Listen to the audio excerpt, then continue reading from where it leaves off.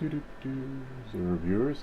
Hey there, welcome back guys. We're live. It's Saturday Night Live. There's a link in the description down below to everything you will need to follow along in this video. As you can see right here, we're going to be building the metal detector. Runs on, I believe, 3 AA batteries. And we'll just answer some questions now between now and then. Don't need to see myself here. I will just close. Oh, actually, do the audio check, right? Batteries, and we'll just add. Right, that's perfect. This looks good to me. Never thought I'd see myself on YouTube. Wow, gotta love it. All right, so we're just gonna close this window here, and go back here. So you see here, that's the calendar. But we don't want the calendar. We want the split screen. See double, and then we pull this out if it lets us. Sometimes the app can be glitchy. Last time it was glitching out on us, but so far, yep, sweet. Sometimes when you get darkness, it just crashes everything. All right, knowing that and moving forward, let's go here. Let's see what we have here for us in store for you. We'll just answer a couple of questions and we'll just hop into soldering, right? Who doesn't want to solder? So we can level up and work on a flight controller, build your own drone, or maybe you want to get back into things and just go back into electronics or building computers, whatever it is that rocks your boat. We always want to start off small because a kit like this only costs $5. The most we've ever paid for a kit, I think, is 20 or 15, something like that. Whereas a flight controller will run you about over 100. Nowadays probably $100 or 80 or 60, whatever they run for nowadays today. So let's see what we have here. First question of the day. I answered some earlier though. Thanks, I will try it. Thank you for your time. So someone was having trouble with the motion controller. Apparently it's not working with the calibration, so I had suggested connecting it to the computer. And when you connect to the computer, sometimes there's an update. And then that should bring things back to normal for you, hopefully. Knowing that, moving forward, as you can see here, what do we have here? Samsung Me, and then move this over, slide that over here in the corner, and transmission. There we go, over here on this side. And we'll just activate the bouncing ball. I was looking up K10. The laser engraver that was sent to us. I was trying to find the calibration sheets. Might do a laser engraving next week, a live stream of it.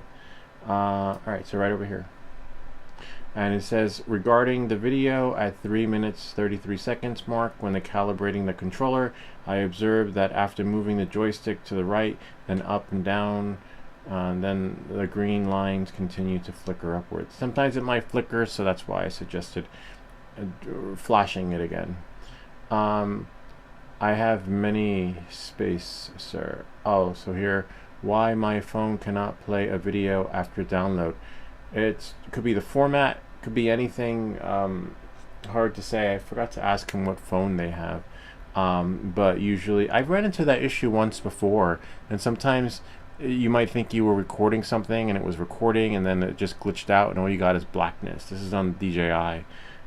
So hopefully, they can get their video up and running, because I hate when that happens. That's happened to me a couple of times with all the drones, with the Mini, the Vada. I don't know why it happens, but someone's experienced it on a transfer. Hopefully it plays. If the video plays on your remote controller RC, if it's playing on the RC, just I guess just do it manually. Maybe somewhere in the wireless connect there's a disconnect. Hard to say, but it could be the device. I don't know what device they're on. You go so fast, which may be okay for people that I know computers, and understand this, but where are you getting these codes from off the internet? That's from One Shot Miner. Dylan gave them to us. I actually sent him, this fellow right here, Steve Van Heck, a link to the live stream where it runs over an hour. To we took our time, we're chatting, and then just doing it that way. So hopefully they will be able to follow along in that video. Good luck to you on that, Steve. I agree with the others. You are a legend. Thank you very much. Not to everyone, not to everyone, but thank you, I appreciate that. Also, but I'm looking for my Wi-Fi RSSI number. I'm ranging from 9 dBs to 28 dBs between the 4 units running. I can't determine if it's good or bad since your PDF, here I'll let you guys see. Samsung, since the PDF you're showing says 40 is great and minus 70 is bad, I appear to be much lower than that. The units are about 3 feet from the Wi-Fi router. Hard to say, because mine is minus 41 and this one is minus, wow, 50. One went to 50. We don't have the other one plugged in. I still don't have it plugged in. I should plug it in though. I was supposed to bring it upstairs. You know, it varies because Dylan had shared with us what the numbers meant. If we remember on the live stream, that's how we got our information. But let me download the cheat sheet again that Dylan sent to us. Let's see, Bitcoin mining pool, one-shot miner. Interesting. They're talking about the PDF, but I don't see it in the video description. Bitcoin, that's the pool. That's how you set the time. It's fine. I know it's on the GitHub repository. Go to interesting how it's not there. Considering we have, hey, this is what all the numbers mean, and then this will be our last question. Go to repository, and then we'll start digging into see one-shot miner UI glossary. That's so weird. And then we'll go here, breakdown. We got 2 JPEGs. What's that one? Okay, that was the breakdown from Dylan. Nice of them to send that to us. And then the PDF we also got from Dylan. Yeah, that's what Dylan said. Say your Wi-Fi, it says the RSSI, your network signal strength shown in negative dBm, for example, minus 40 is excellent. That's what I have right now. Minus 70 is weak, but that one was just over there, minus 50. A strong signal helps prevent delays or rejected shares. Yeah, that's a tricky one, but let me send him this. I'm surprised that this isn't in the video description. You would think, right? Control X, close that, edit video, and put cheat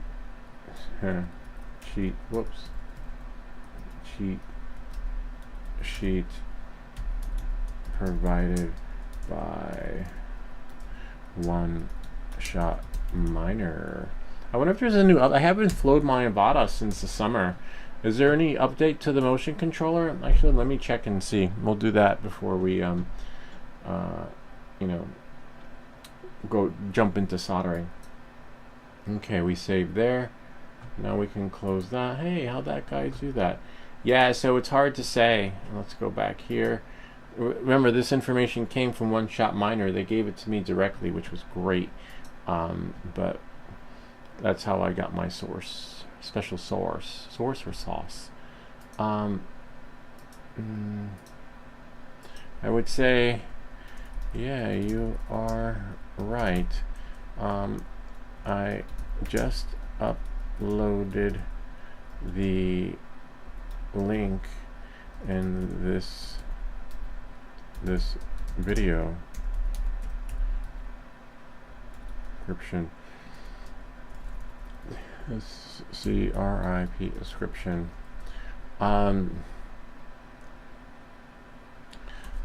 Might have to reach out to One Shot Miner for that one. It is a SIG signal issue,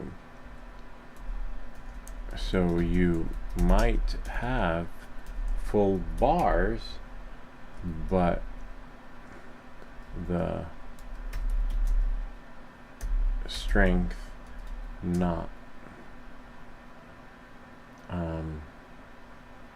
enough to meet the threshold? I'm not sure.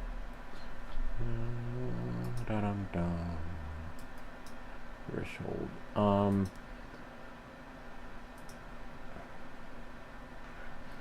But he's right, because now this one is minus 49. So you still get full bars, but I guess the signal is just intermittent.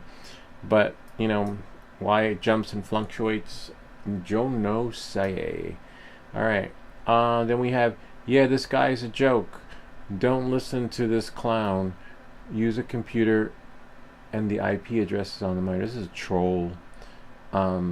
We get trolled sometimes too. What the trolls don't know is that all traffic's good traffic. But this one's a creepy troll because kind of like, it got like, what do they got going on in their channel? If we go here, let's view their channel. Like, creepy dude in the basement.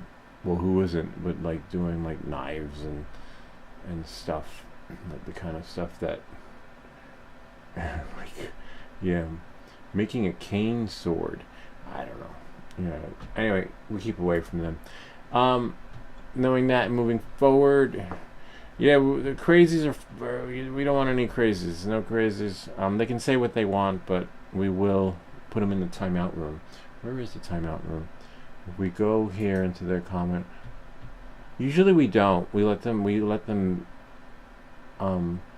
keep their peace. But when they're batshit crazy psycho channel, then we click it, and then click here, and then there's a way. Oh, right over here, and then we can do remove report. You can't remove it. You just do report and then call it sexual, violent, repulsive, hateful, or abusive. I would say harassment or bullying, right? Anyway, knowing that, what you can expect, that's fine. Yeah, you could say what you want, but when you come across how like one flew over the cuckoo's nest, we will escalate it. All right, knowing that and moving forward. Other than that, we usually leave the other ones that say, you know, that are what they are. And I believe that's it. Hi still won't bring itself to boot screen. Interesting. Thought I replied to this one. Oh yeah, I did. All right, so let's get jumping into it. Let's get soldering. Let me find this video. Go to my video, and then we'll stop it right there, and then go into more, and go into here, because I don't know what I'm building, and then go into here, because I was thinking about this part right here, as I was laying down earlier. There's no screws. There's no place to put, to hold it. We already, you know, so anyway, because now I think you may have to 3D print something, or, because usually there's like a place to screw it in, but I guess since it's metal detector, you can't have this, you know, has to be separate from each other. There's our list. Do I have the list? Yeah, the list is in here. All right, let's get hopping. That's how it's supposed to work. And see, look, the kit is only $6. $6 versus what you will pay for your flight controller, right? Flight controller for Pavo 20 Pro, because that's what we have on our, see, $99, $54. Definitely don't get that one.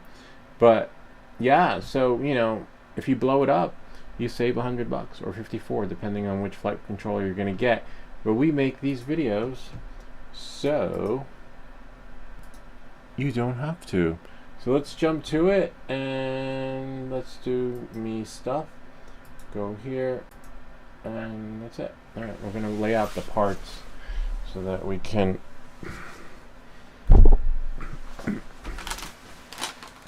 so this is it here. This is amazing for $6. What I don't understand is that how much did it cost to actually make this thing? Literally, like, alright, so then we'll go here. Those are the directions. We already sorted the parts, but we'll do it again so that you guys can follow along for the new guy, right? That's getting back into soldering again. And then we don't need that. Just make sure there's nothing in the anti-static bag. Put that on the floor. I have to take off my sweater. It's getting hot in here. So you see it runs off 3 double A's. Don't put the batteries in because you could accidentally put this down and they'll do that and then you'll have a fire. And we don't want that. So we'll put that here for now. We saved the best for last. On the last live stream, we measured all the parts and put them together, but we'll do it again for the sake of you guys so that you can follow along and know and make sure everything works. There was one capacitor that identified as a resistor or something like that. One of them. We'll find out when we cross that bridge when we get there. We don't need that. We're not going to be sanding today. And just try to eliminate anything that could accidentally be hit by the soldering iron, like plastic melts. But we'll put it back. The speaker is magnetic, so you know parts might stick to it, which is fine. You're going to need a magnifying glass or good eyes so you can make sure that those numbers match where they're going to go on the board. Okay, and then the resistors are in there, but we can pull them out. The capacitor, you see there's one big capacitor, and you want to make sure before you, they're easy, I wouldn't say easy to take out. This is probably the hardest thing to take out. You probably want to have a spare of, because if you mess it up, there's no turning back. Sometimes we've had a kit with these in them and we were able to remove them and salvage them, but they're hard, you know, and if you're new to this, good luck with that. So don't mess this one up, but I'll walk you through it so that you don't mess it up. I've messed up on the live stream too. Really easy to fix, but you know I've been doing this for years, since I was a young lad. But now I just do it for fun. So we're just gonna take these out. These were a little bit confusing with the resistors, because if you don't know the color code, that's okay. We have a meter, but they will. You got to round them off. Okay, so we'll start with the resistors because that was the most confusing part, and you want to start with the lowest point and then work your way up, because look, if we solder, right, the buzzer or speaker, whatever you want to call it, if we solder this first, right, let me just hold these down. Sometimes we could use painter's tape, and like, how do I know which side goes where? Because that's what I don't like about these new boards. They don't tell you. Well, the positive is right there. It's so small. It goes like this. Whoops. So if I solder the buzzer on first, right, which is probably going to be the meter when it goes beep beep beep beep. Now it's going to be harder to solder the lower points. So start low as you can go, and then go like a tower build. Okay. So we're going to measure these three, the R3, and then you have the little cheat sheet. You have 2 cheat sheets. If you know how to read schematics, you'll probably be finished with this already. Here's the schematic, right? And then you see you have your buzzer there. It's never going to be laid out the way we see it here. Like, wait, this is this way, this is that way. Nah, it's just, you know, but this is R2, 2K, 1K. So we have the 2K resistor, the 1K resistor, and then there should be another K, Jono K. I can't see with these glasses on. You have 1, 2. See them right over there, the R1, which would have been the third one right over here. R2 actually. Here's R2, R1. See, it's not in placement, so that's why. See, look. R1 is over here. You would think, oh, look over there. Nope, because I'll show you. That's why you can't follow the chart. It says R2 right here, right? And then you're like, oh, okay, I'll put R2 over there. But then you have over here, it's R1, right? And then you have over here, VR1, right? And then you have over here, that's the 1K, because you have 2, and then you have R2, which is a 2K. So you gotta, that's why you see you have R1, R2, and R3. So you have R2, right? And you have R1, and then you have R1 there. And then you have, yeah, so it's a little confusing there. So that's why it's better to use this, or the number is right there, because it tells you where they go here. So if you open this up, this will go, see, R2 is the 2K resistor. So if you look on the chart, the 2K resistor is right here. 2K, see, 2K, R2. And then you have R3, which is right here, right? And that's the 470 ohms. So that would be, we're probably on the other side. See, and that's why you can't follow along, because they stopped telling us here. See? R3 right there. And it's hard to read because the page is bent. So R3 is over there. See, 470. You can't even read that number. Even if I zoom in and show you, you can't. So then you have here. So don't worry, I'll walk you through it. It's a little confusing because it's like weird that way. All right, so make sure that I might take this off my sweater, because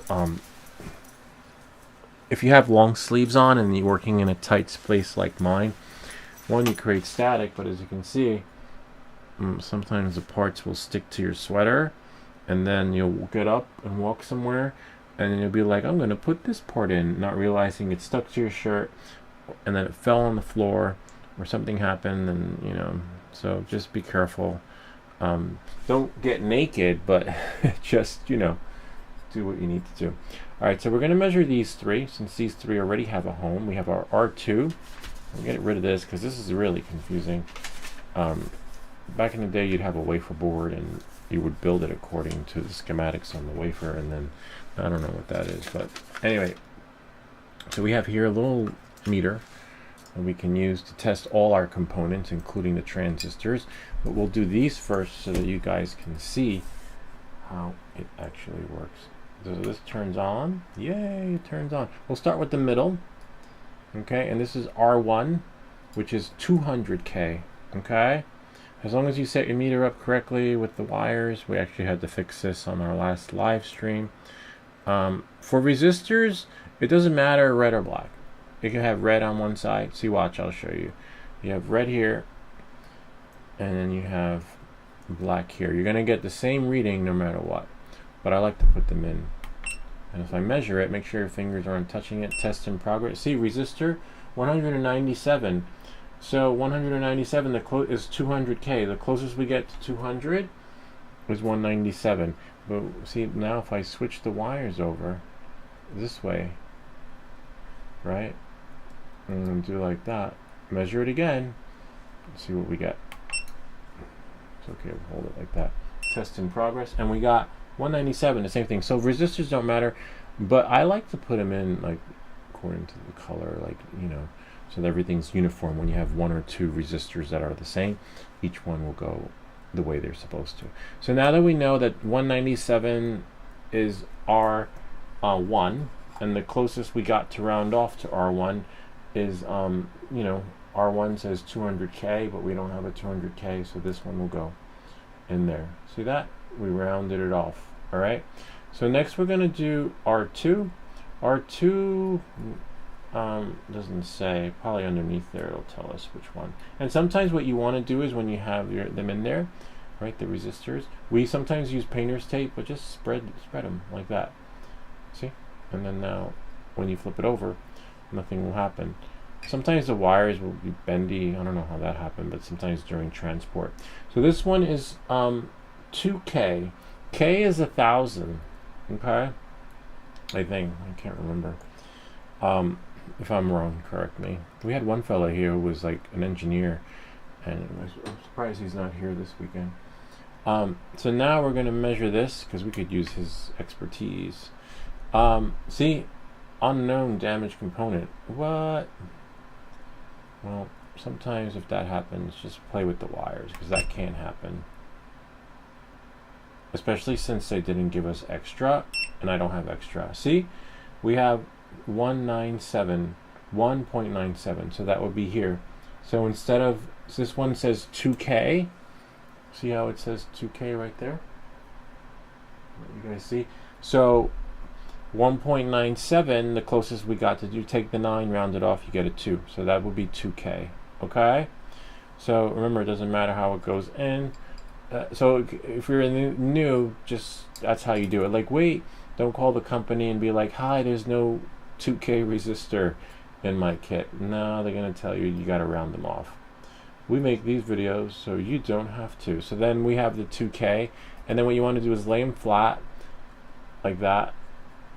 Doesn't matter which way they go, but sometimes I like to, if I have, oh yeah, maybe I'll flip it over. See how it's like burgundy reddish there, and then burgundy reddish there. I want them to be uniform. Like, you know, you're like, wait, why are you doing that? I don't know. It's like OCD that way, because you know it doesn't matter with resistors because you're gonna get the same reading no matter what. But I like the red stripes to go. See, red stripe, and that one. I don't know, some other colors. So now we're just gonna spread them like that, like that. See, and then we have these in. Remember, start low and then work your way up. So now we're gonna heat up our soldering iron now that we have this already done. See, and that's how you want them to like melt on there. Leave that like that. See, and these are, we have our 2K resistor, our 470 ohms, which we got, you know, some other weird number, 200K. So you just round them off, but make sure they go into the right spot. R1, R2, R3. So even though you measure them correctly, you gotta make sure that everything goes where it needs to go, because that's gonna make or break your deal. Then you can just, like, if you have, I know I have here somewhere, you could use a pencil, and then you can check off, right? So you don't get confused, especially if you're new. You know, you might not know the parts, but that's okay. Just check them off. You'll learn the parts as you move along and do more kits like this. But you just want to check off. So now we can check off. Get it? From Star Trek? Check off. So now we have those 3 on the board that we're going to solder. But now what we're going to do is we're going to, this is the solder that we use here. Nothing fancy. Got it on Amazon. I believe there's a link in the description. Melts really well. You know, some people swear. We have a fan here that was sent to us by Nove's Big, but you know, sometimes I use it, sometimes I don't. On the live stream, it just gets too loud, and that's fine. I don't mind breathing in the fumes. To some extent, we have a fan going behind us so that it'll just blow the air. So it probably sounds like an airplane in here, but we have another fan behind us that's blowing the air towards here, so that oh,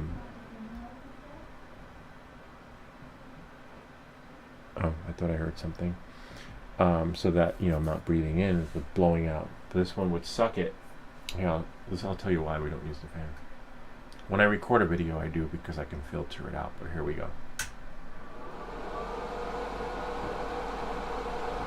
Just see the audio, you know. All right, so now we have this here to clean our solder. If you watched on our last live stream, we tinned the tip. You always want to have your tip tinned, because it just helps to melt the solder. But just because your tip is tinned doesn't mean the solder is going to melt.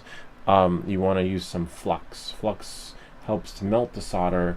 And sometimes what we do is this: we just grab a paintbrush. We have 2 different kinds of solder. If I can find it, we have liquid solder. We got so many different kinds of solder here. This one is the liquid one. Don't really use that one. Occasionally I have when working on boards. And then we have a little paintbrush. This one I'm not going to use, but I thought I had. We could use this here. Just, I have a lot of flux on there. Let me find Groot. Groot usually, whoops, holds all this stuff for us. Ah, there it is.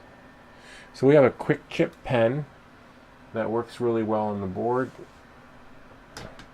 Or sometimes you just go underneath there and do it that way. So let's do it that way. Depends, you know. In the beginning, when we had a lot of soldering videos, we would use the quick chip pen. The only downside to the quick chip pen is that eventually it turns into that, and you have to replace this, and you have so much in there. But I don't know. It's like a gimmick, quick chip, but chip is not working out too well. So now I'm just gonna fix group. So then what I do is I just do this. This stuff works really well. Right here, no clean flux paste. We were using some other stuff, but look, no clean. It's always been like that. Whereas the other stuff is crap. I mean, you know, you live and learn. We've had this. If I go twist it around, I don't know. See, that's basically garbage. And we've had this as long as we've had that. And as you can see, this stuff, and it smells like lemon. It has a nice lemony scent. All right, so you could use painter's tape, right, to hold these, or just if we bend them back, we're fine that way. And then just do like that. Put some flux there. Put a little bit of flux. There are many different kinds of fluxes. You know, whatever rocks your boat. Some people are like, oh, we can't use that. You know, it's the wrong flux. You know what? It works. And it works. You do what works for you. And then you'll always run into the soldering connoisseur. They'll tell you, you're doing it wrong. That's fine. If you're able to build this without butchering it and messing it up, you got it. And then everything else is just opinion, preference, and style. Alright, so now you see we got that covered for that area. And then now, so you could either use painter's tape, but these are pretty good in there. Move anything else out of the way. See, because look, we'll press down and sometimes we use painter's tape. We're going to leave the buzzer for last, and sometimes you could put something else underneath to level it out so that the pieces, you know, see, do what, you know, work their magic. So now it's like really level and flat. The only thing we gotta wait for, move anything, get out of the way. We're not using the mouse right now. Maybe, but just definitely not glue. It's flammable and blow shit up. You know, because the soldering iron gets hot. Remember, with soldering iron's tin, you could dip it in, but there's no need to, since we're going to use that leverage that we just created. And you don't want to spend time camping on your solder joints. Like, you know, like think of it as welding. If you've ever seen someone weld before, they tap it, and then all of a sudden things are just welded together. So it's kind of like that experience. Because the more if you're spending too much time on here, that means your temperature's not right, your tip's not tin, or there's not enough flux. You want to just tap it. Tap, tap, tap. And then, you know, and then you just save your parts that way. And then for me, my temperature is 7 something. So once you reach 7, I know I'm good to go. 4 something. So remember, if it's not working, if you're like, hey, it's not melting. See, it's not melting. These are because of temperature, not tinned, not enough flux, or sometimes solder. Sometimes some solders require a different temperature for that burn. But only you know. And you'll experiment with it, because you're gonna, in the beginning, you're gonna go through lots of different tips, a tipping experience. The only thing I'm worried about is, let me check this and turn it over. I don't like when they fall out a little bit. I like for them. That's why sometimes I use painter's tape. And see, now we're at 739, 740. So now, if I, well, I don't know if this is, I can't see, but see, it melted. Voila. Tap. That's 1. See? 2. It's like those videos. You ever see those? I was like, why the music? You're making me crazy. See, I just tap. That's 2. That's actually 3, actually. And then sometimes you could turn it over to get it. 3. That's actually 4. And then there, 1. See, we just, oops. Soldering tip. I should be wearing my goggles, because, whoops. And see, that's it. You did it. And then now you take this. You could use a sponge. I haven't used a sponge in forever. To like wipe it. Actually, I should use a sponge and wipe it. And then since the soldering iron is hot, right? That's the only thing I don't like about this pencil soldering iron is that you don't have. Well, we have one here, but the stand to like it doesn't. If anybody knows where the mount is for this, like that I can get, please do share it. Now we've got the resistors on. The resistance. And then you want to clip them, right? Just to be careful because sometimes the metal shards will go flying. And then just snip them. Snips. See? And then leave that there. I like to use painter's tape in the end. But in the end, we'll use the metal detector to make sure we got all of the metal out of this board. See? And this is why you start low, right? Because the as we get higher, it's hard to solder the parts in. And nice. See how tight that is? Nice and tight. And then now we can snip that. And then we go here. And then we go here. Voila. And keep these handy. And the soldering iron should go to sleep. Just double check it. Looks like could use more of a tin. Oh no, one side's more tin than the other. It's okay, we'll fix that later. And you could just leave these and clean them up after. So now we measured these. I think now the next level up, the next highest point on the board would be the capacitors. We have C3, C2, and then I guess a couple of we'll do the smaller capacitors. And for these, there are numbers on there. I can't for the life of me see those numbers. So we have 1. Actually, before I even look, let's take these things right here. And these are the ones that, this is the little thing that you use. Hold on. So you can see, like if you wear glasses and your glasses prescription is not enough, because I can't for the life of me see what's on there.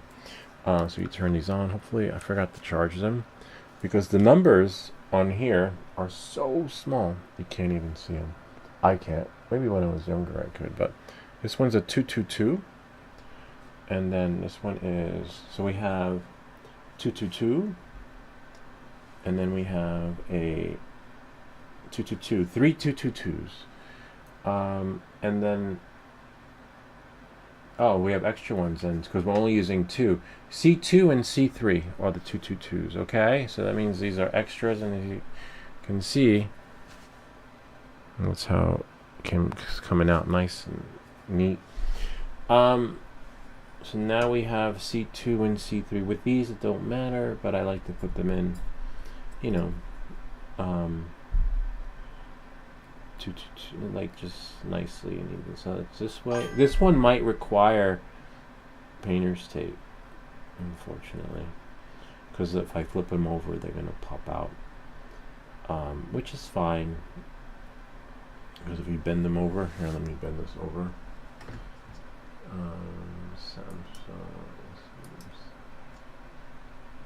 Me stuff. There we go. Who's that? Hey, Swedish Forge, what's up? Good to see you. Nice to have you here. I remember I used to do, I used to volunteer in Central Park. Well, looks like we might not. And we would do cycling for the blind. So people who were blind would come from all over, so they can, you know, be on the back of the tandem bicycle and take them for a ride. And I remember the manager always pulling me over to the side, like just giving me like cues on what to say and what not to say, because I'd see someone, hey Ray, nice to see you again, and then they're like, Lou, come here. And I'm like, what? What's up? What happened? He's like, you can't say that. Can't say what? He's like, you have to say, nice to be here with you again. I'm like, what? Like, really? Now I gotta learn how to talk. Just can't. So yeah, when someone's blind, I don't know. I think I'm not aware of the etiquette. I think you think the blind guy is aware of it? Like, anyway. So yeah, I got in trouble a lot for that and this was volunteer. I was putting my time in, but then I learned a lot. Um, mm, Let me see what we have here. So now we're gonna solder it again. Except I don't think. Yeah, I guess we should to play it safe. Whoops. I'll put this back here because I forgot to put the flux capacitor. Just remember, because this helps. Remember, the flux will help the solder melt. Nice to see you again, Swedish Forge. nice of you to be here with me. I don't know. Can't make this shit up. But it was fun though. It was fun taking them for rides. My favorite part was going to the Central Park boathouse in the morning and ordering a side of bacon. I'd be like, "Hi, I'll take a side order of bacon." And like, anything else? No, just a side of bacon. Because for $5, they would give you an amazing portion. Like, literally, I'm surprised I didn't have a heart attack from all that bacon that I would eat on Saturday mornings, and sometimes Sunday. But on a weekday, if they were weekday rides, there was no bacon because the boathouse was closed. So that's 222, and so I would just wait until the weekend. So we have the 2 ceramic capacitors, 222. See, really easy. And then we have a ceramic capacitor, but I think we'll do that one after we do the transistors, which are here, and these have numbers on them. Peace, Swedish Forge. Peace be with you. 9012. And then we have here 901. Nice. How many 9012s are there? We have 2 9012s, and you wouldn't know unless you saw the numbers, so don't mix them up. 9012. These will measure, when you measure these, you have 3 wires. So we'll put 9012 here, and then we have 9018, and then we have 9012. Okay, so we have 2 9012s, and then now we'll just measure one because we measured them the last time. But you want to measure them to make sure they work, because I'd hate for you to solder. These are a pain to take off. Go here. Is it Saturday? What day is it? This one doesn't matter. You go 1. Where is everybody? They probably didn't get the notification. Sometimes that happens. It happened to Markabe. He's like, how did I miss this? Yeah, YouTube's funky that way. It's okay. People will come later. Or another time they'll watch it. See, it says unknown and damaged component. Let's try it again. Test in progress. See? And it shows up as the part. Sometimes you have to press it twice, but we know it's good. So that's 1. But these you have to put in correctly. If you put this in backwards, they are a pain to take out. So we have here 9018, and this is 9012. So make sure they're in their corrective spot. This is 9012. And then these will hold their own. Put them in. See? And then we have 9012. Wait. Yeah, 2 9012s. Where's the other one? See? But they don't go next to each other. So that's the confusing part. Wait, I have one in my hand. So 9012 goes in Q3, and the other 9012 goes in Q2. And just double check, okay? Because that's the beauty of this cheat sheet right here. So now we have, see?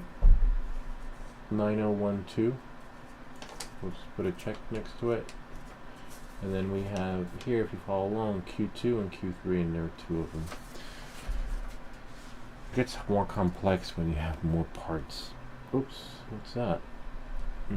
Let me see. Like, be careful with there because you can have a short like that when you go to boot up. Alright, so now we're going to put these in. Move this out of the way. Don't want to melt the wires. Remember the last live stream? Somehow that broke. But thankfully nothing melted. It was just pulled out or something. Alright, so now... Oh, add some flux. Whoops. Just a little bit. Right, a little bit there. Because the flux will help the magic happen with the solder. Except I thought there were...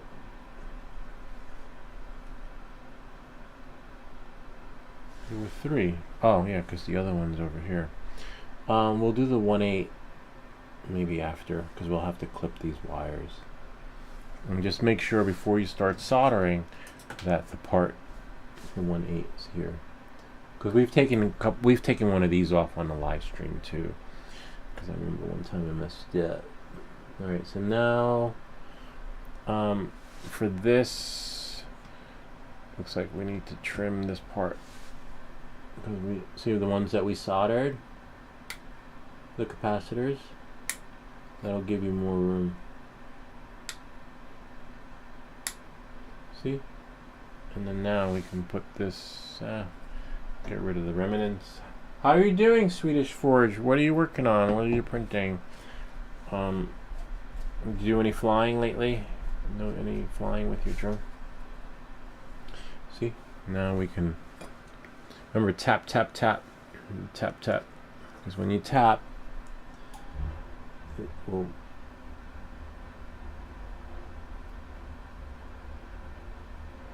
Oh, see? It needs to heat up. Because I was like, wait, I just tapped it and nothing happened. Yeah, that's means that it cooled off, which is good because you don't want this hot all the time. From here we got to get to 750. Wonder where Ken is. Ken gave us a 3D print of the week, but he's gonna have to wait until we finish.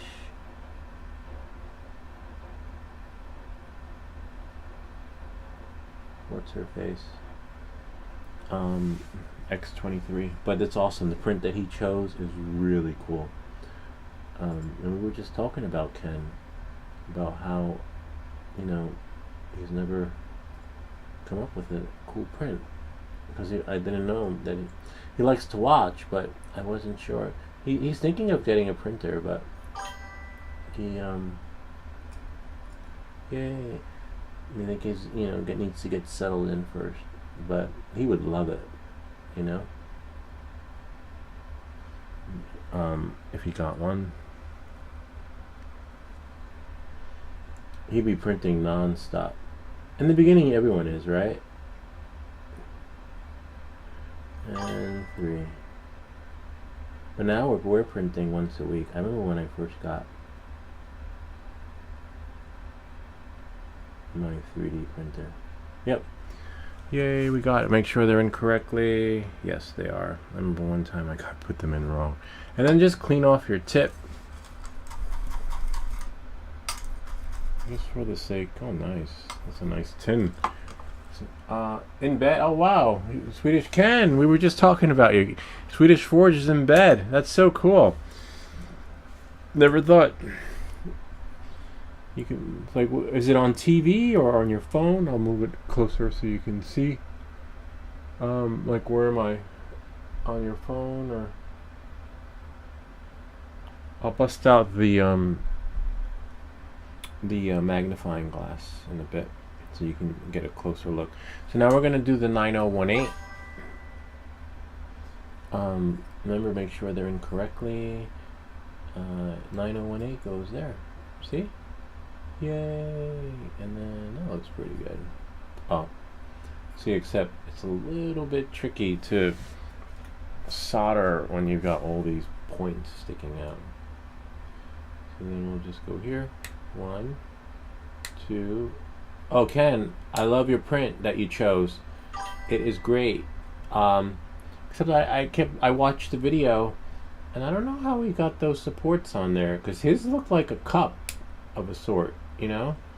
And then, because some strange, it might have been custom, might have been like some custom painted supports, but either way, It's gonna be so cool. And I will print two. We will print one on the Creality High. It'll be 2-color. We could always do a pause print. We'll see how it works out.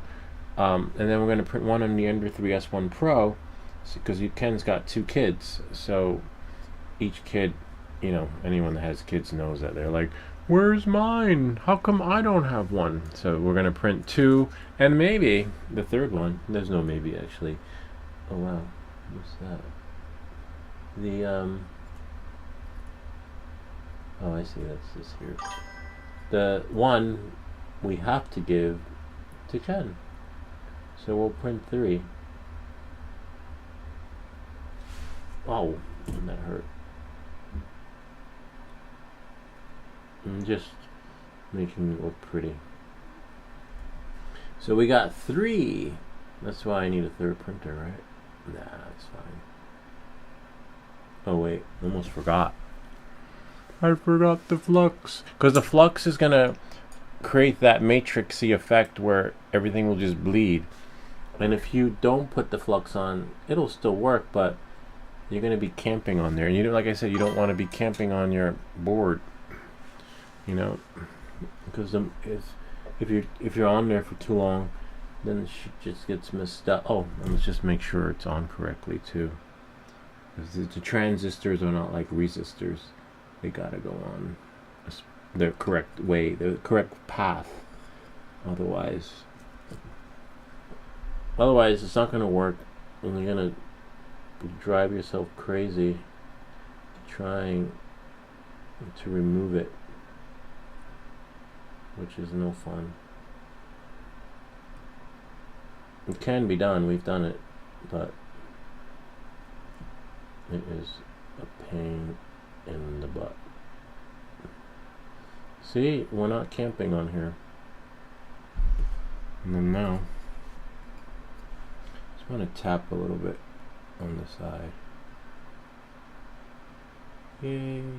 That one could use a little more though.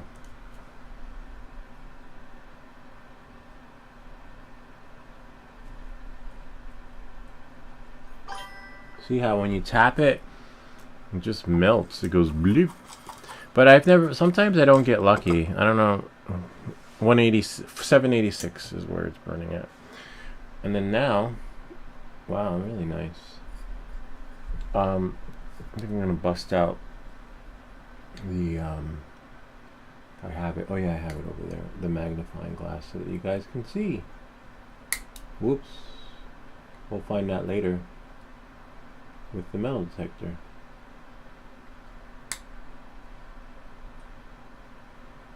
That one could use a little cleaning up. Just a little more solder, that's all. Nothing's wrong with it. I'll show you guys on the microscope. This one, it's just shortchanged, that's all. But sometimes, right, when you try to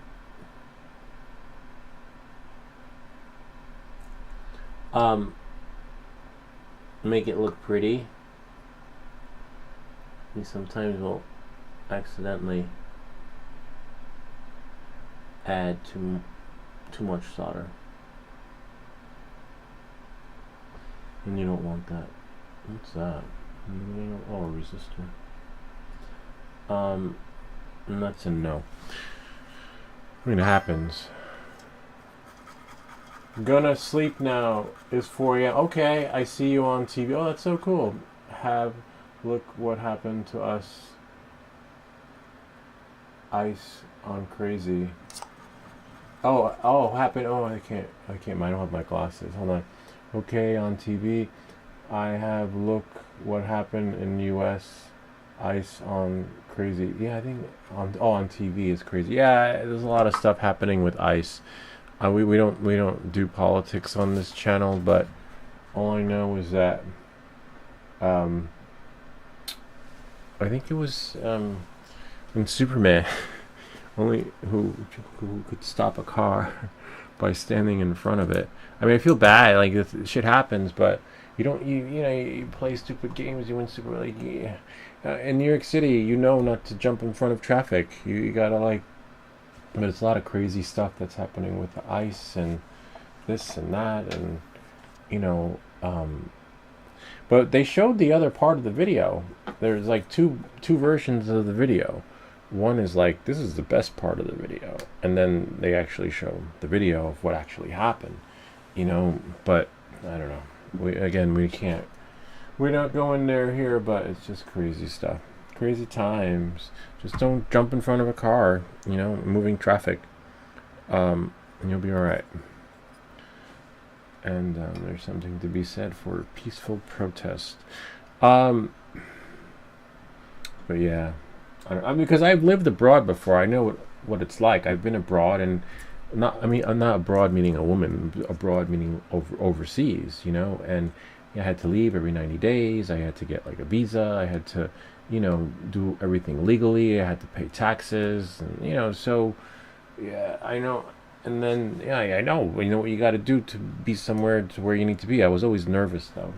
Always nervous that I wasn't gonna be let go. Because in some countries, you can't leave if you owe taxes. So like if you go abroad in some countries and you're a foreigner, you know, here in the US you could just go back to wherever it is you came from. Whereas in some countries where I couldn't leave until I proved that I didn't owe any taxes or had committed any crimes. And if I had or did, then they wouldn't let me go. Like, sorry, you can't leave. You got to serve your sentence, or you got to pay your fine. You got to pay your tax. So you know, I know what it's like. But let's see if we can turn this thing on so you guys can see under the microscope. Yeah, that's my experience when I was abroad. It sounds crazy nowadays. When I was abroad. When I lived overseas. There we go. That sounds better, right? All right, so let's see what we have here. I'm just going to go into the computer and then open up, what's the name of the quick camera, in case you want to try this. It works with any camera, which is phenomenal.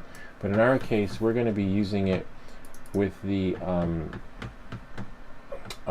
magnifying glass. All right, there we go. And then we're going to switch the camera, go to camera, and select source.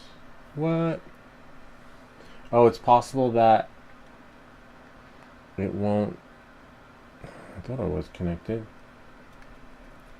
Maybe it needs to be turned on again. It's okay, we have a direct connection.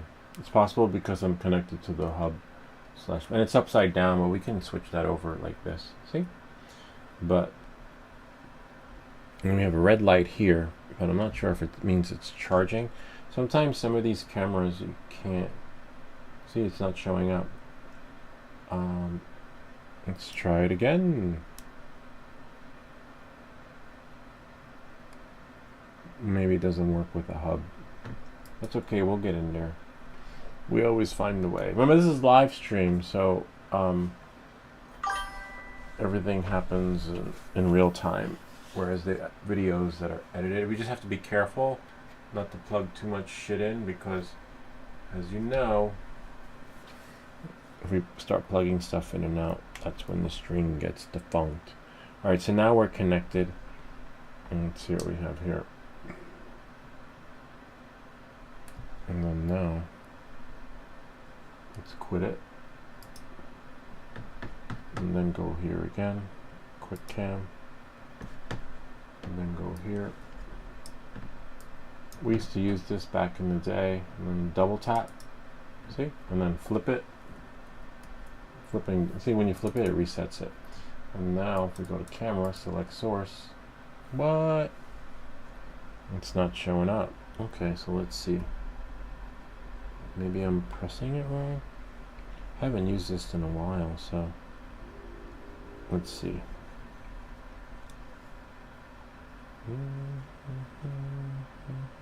We have one brightness. Oh, no wonder why. The other one will work, but that's okay, it's too late. The power button's here. That's how long it's been since I've used this thing. And then now, yay, the light's on. And then now we go here, and then Now we go there. And then now we'll go to the desktop and allow. And see, now it should show up. Yay, and there it is. And then now we can see everything. Now we just gotta focus on here. See? Oh wow, so much better. And then see? Let's turn it this way. That's wow, it's far away too. This is nice. See? And then now these are C1, C2. We have here a few more parts left, not a lot, and then too bad. And if we flip it over, see these are, whoops. It's kind of wild how maybe next month we'll get one of those things, like a better magnifying glass. See? It's all there. Nothing bridged. You want to make sure nothing's bridged. Bridge just means the soldering joints are touching, but they're not. So we're good. And then there. See, nothing touch. It's hard because it's weird. Like left is right, right is left. You're like, oh, move it this way, move it that way. And then let me just double check the joints, make sure. Yeah, no, we're good. Nothing bleeds, but it's so close, you know. Close but no cigar. Great, so that's that. We'll leave this connected because we'll probably come back to it, you know, and check our joints, and then go here. Yeah, Swedish Forge fell asleep. That's okay, because he probably had a rough night. Probably painting and sanding away his lady. His what do they call it? The X23. Can't wait to get mine. I was exhausted, I have to say too. When I finished all my prints, I was like tapped out for a few days after pulling a 24-hour all-nighter. All right. So now that we have that, so now the next one up. Let's see what we have here. We have one capacitor there. We got a C4 104. So these are extra. So this is the 104 capacitor. They're so small, but you want to make sure you have the right one. See, we're almost done. Yeah, I can't wait to see Swedish. We have to ask him to see what a finished one looks like when it's printed. One of his superheroes that he's done. So now we go here.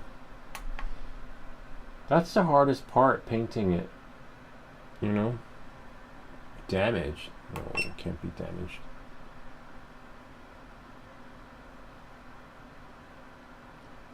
That's why you want to test the parts before you put them in. See? Because if you get damaged, then it's harder to repair. So I should have put this in later, because as you can see, the transistors are higher. Yeah, this will put some people to sleep too. If you have trouble sleeping, just watch this video, because it's not 3D printing right now.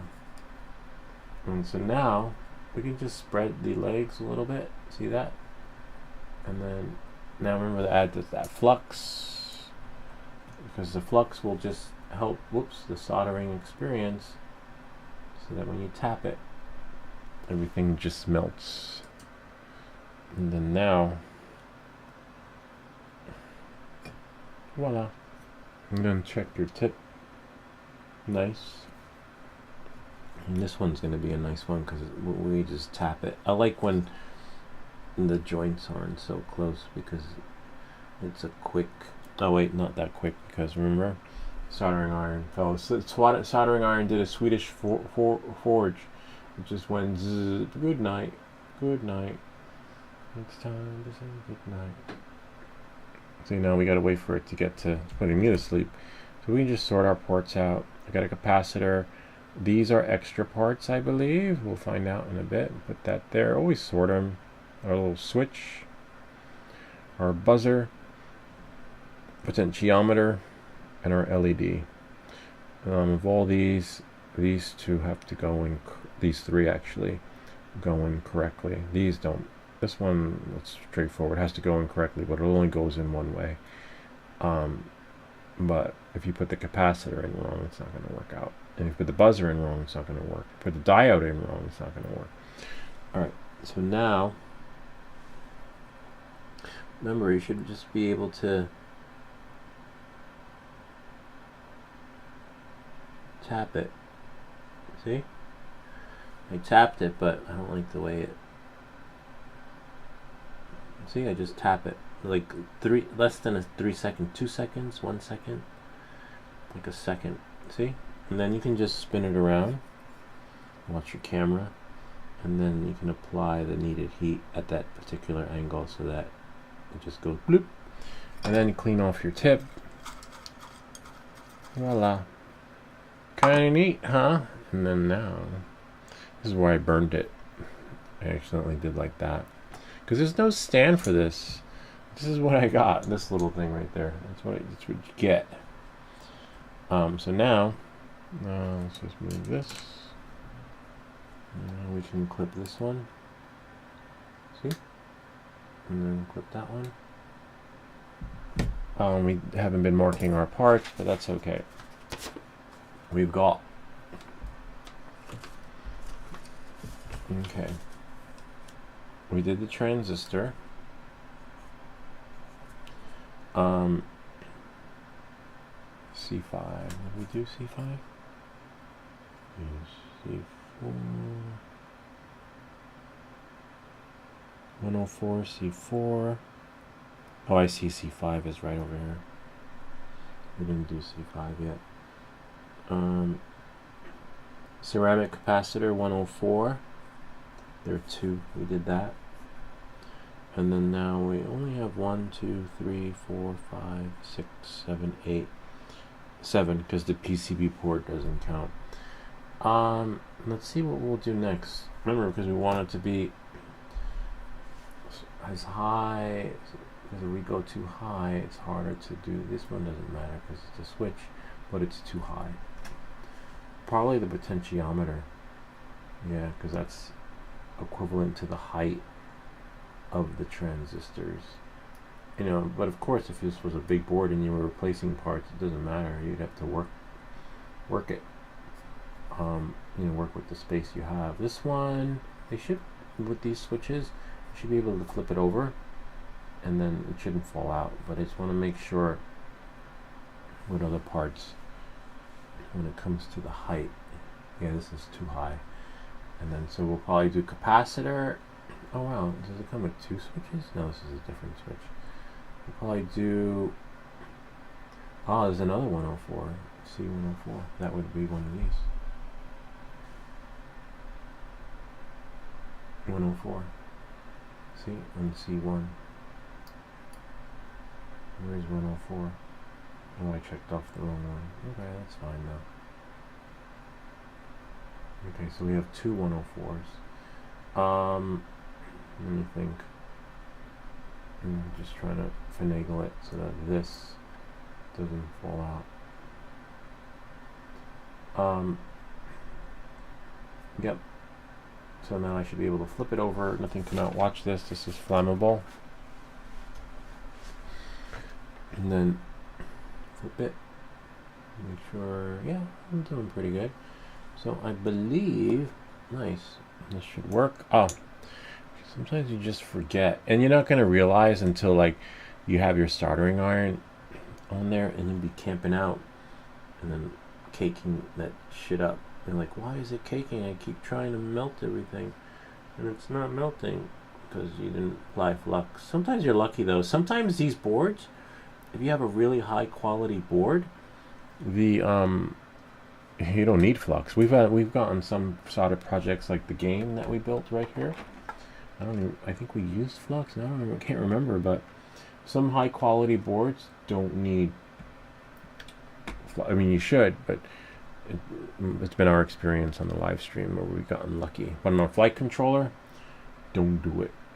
Use your flux. So this one, the holes are pretty big. So, oh wait, double check because you don't want to camp out on your board, because then, see, we just tap it. See? And then do the other one. See? And then we just tap it. This one got it, but just didn't get the right angle. So if you don't get the right angle, just tap it from the other side. So it looks like pretty. But if you're spending too much time on it, it's gonna mess up. And so sometimes clean the thingy. And then this one, the switch, the potentiometer is fine. These are potentiometers. Sometimes the holes are big, and then you just gotta work it. The only thing I forgot to do is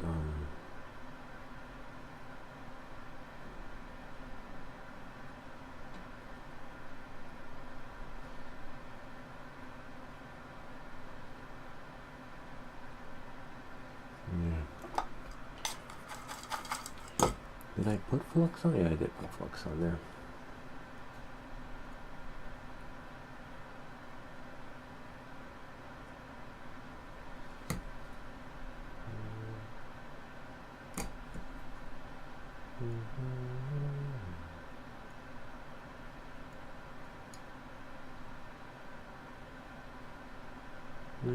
That one worked out better. Yep. See, that one took less. The first one took a little bit longer, and then the rest just fed right through. So, and then remember, clean it off. Sometimes you might have to tin it again. Yeah, nice tin. See, voila. And then now, whoops. Now I think we'll do the switch. Switch is a little bit tricky because they're close together, the wires, but it doesn't matter which way is front or back. It's because as long as it goes in, there's a SW1 switch. See, this one might be a little bit tricky. Might require some painter's tape. But before we paint it with the painter's tape, we will flip this over.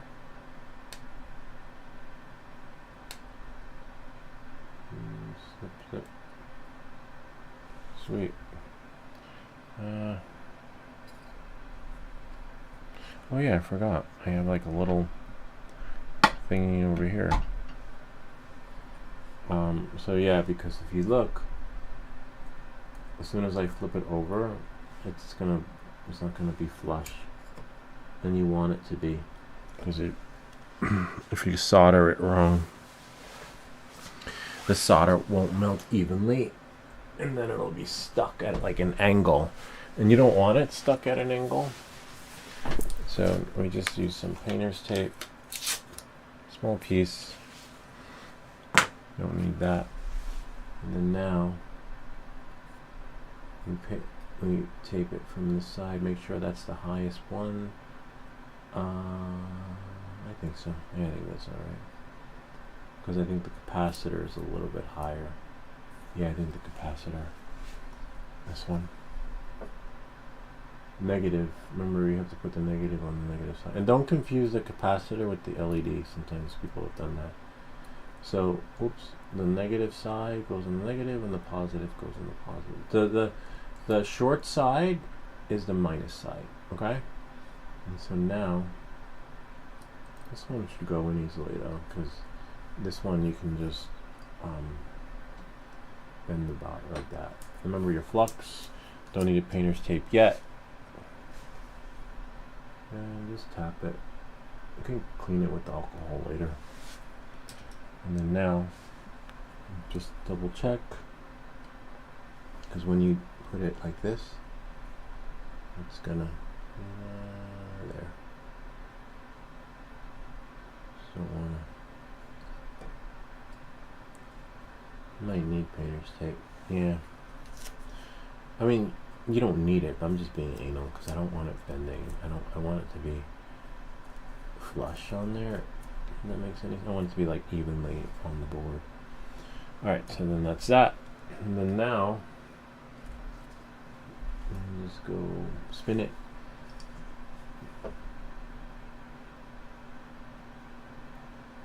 Oh, double check. See, it's 4, it needs to be at 750 or 780. It'll raise to the temperature as needed. And then there we go. There we go. Move that over. Only 3 more parts left. That's it. 4 actually, the power source. Well, that's easy. And then now, 647. Almost there.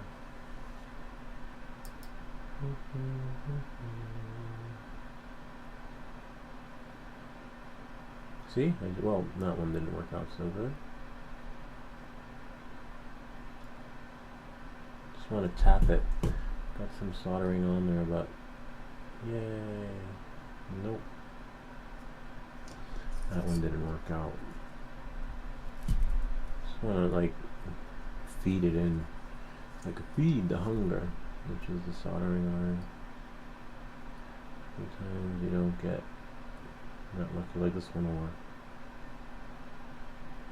See? And then this one has to be gotten from another angle. Sometimes the angle, you know.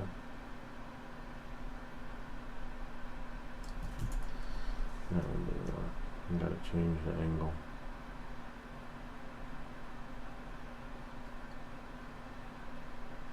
Wow, that was hot. Yep, we got it.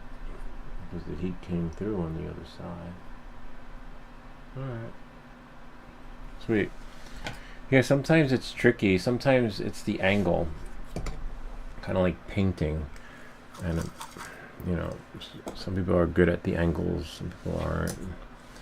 And then that's when you can mess it up and camp out for too long.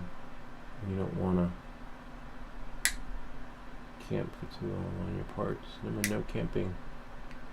No camping.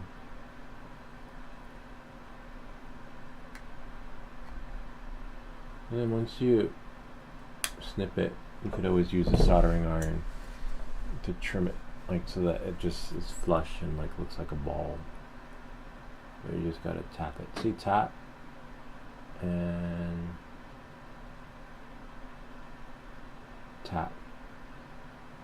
That one was a little bit too long, but sometimes that happens because remember, you need flux or more solder. Flux will melt solder, and or you know, vice versa. More solder helps melt solder. See, voila, it's going along nicely. Oh wow, the board is warm. Make sure nothing is there. No remnants of metal. Remember, otherwise the metal detector will just be buzzing all the time. And then now we have our little switch and the buzzer. The LED. We'll leave the LED for last. I want to. Where's the power? Oh, power's over here. So this one we're going to use the painter's tape for. Because we want to make sure it doesn't accidentally go into like a different angle. Otherwise, who's that? Ken, what's up, Ken? How is everybody? How's everybody? Because if it goes at an angle, then it's a butchered job, and it's hard to fix it. See, now when I turn it upside down, as long as there are no gaps, make sure there aren't any gaps. So that when it melts, could use this thing. Have you flown lately, Ken? I haven't flown my Avata since the summer. Ken's like me. He spends a lot of time fixing stuff in the beginning when I first started out.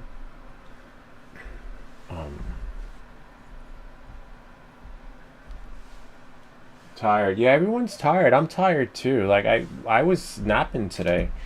Like usually my Saturday I'm busy doing stuff. I'm in here recording, and I don't know. I just felt like I needed to nap. I never nap. You know me. You guys see me on live 24/7. I don't know. Maybe I was just burning out. I just needed to rest. Sometimes you need to, you know. You gotta listen to your body. But then I just like, because usually I'm the weekend warrior. But not this weekend. This weekend I'm the weekend in recovery. And sometimes you just have to. With the kids too, it's hard. Waking up every morning at like 6 o'clock. Well, actually 5:45. Or sometimes if you go to bed late, you know, and then wake up at 5:45, it's hard. So I have to catch up on some sleep. Because you guys know me. Sometimes I go to bed at 3. And then,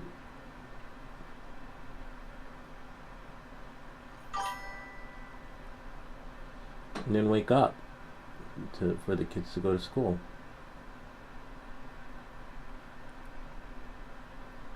You know?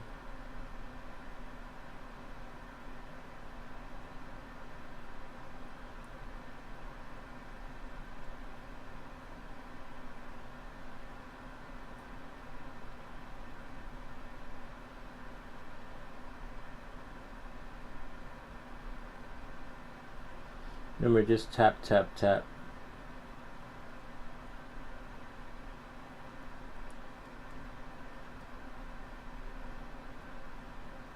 Especially if there are plastic parts on these things. You don't want to. The only downside to this is that I guess once we know it works, we could probably trim the wires sticking out on this switch, right? And then we have buzzer, an LED. Remember, next we're going to do a radio. Can't live without my radio. AI Lou. AI. Yeah, I got in trouble. Ken Googled me, and then he's like found all the Louis Tristans on Wikipedia. I was like, oh wow, that's so cool. And then I was like, why don't I have a Wikipedia page? So I took all my profiles and put them into ChatGTP. I was like, wow, that's so cool. I can't wait. And then remember, the short side is the minus side. Okay. So I'm done.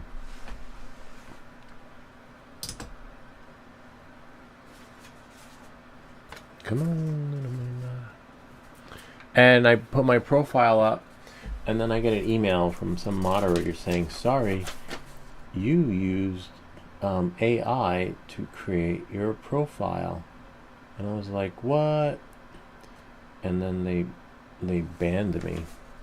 They literally were like, sorry, you can't have your profile. It was a little bit of a bummer, because I was looking forward to having a LinkedIn profile, but nope. And there's no way. I mean, I guess in the future maybe I'll hire someone to do it, right? So this one's a little tricky, but the square is the negative. And if you remember, on the capacitor, the square was the negative. It's only bummer that on the buzzer they put the plus there, like to give you some sort of guidance. Like, wait, where's the And if you're not sure, put it in. Okay, let it work its magic, and then you'll see it work without soldering it. So now you can just jam it with some metal. See, because it's weird, they don't have like the square would be the negative, but I don't see any other, except for the, if you scrub back and look at the board, you'll see. Anyway, whereas here it has 5-volt negative, you know, etc. So we'll do this one last. Did you really use AI to create? Yeah, I used AI. Like, who wouldn't? Like, can you imagine me typing all that? Yeah, I thought it was a good thing. And then if you look at your text I sent you, they you know, it says it in black and white, saying you, how dare you use AI. I know that they would do that with schools, with the kids and their assignments. You know, like teachers would be like, hi, you know, they have AI filters or whatever they call AI detectors, and apparently they're built in to Wikipedia. So, which is a little bit of a bummer. Like, literally. Like, why? Apparently AI has a style of writing. Or maybe there's something in the text, like something in like the letter R, the letter G, the letter L, O, U, I, S, when it's copied from AI, maybe like it's embedded with some sort of features that the AI, I didn't see your text. Oh wow, that's so weird. Alright, I'll send it to you again on the live stream. But I hope I sent it to Ken. We'll find out in a second. You do have Do Not Disturb on your phone on. See, it's a bummer that they don't have a picture of the resistor. Not resistor, the diode, the LED. But I remember from the last kit that we built, the LED with the square was the negative. But it's just weird that they don't have it here. This was cool. Okay, alright, there we go. It's ready to rock and roll. Alright, here we are. The buzzer. Don't be a buzzkill.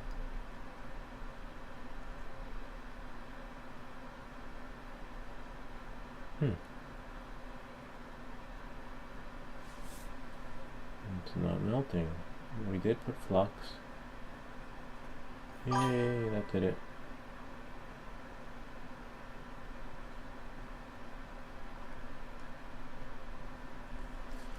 That one was a little funky. Not funky, but it just didn't work the magic. I like when it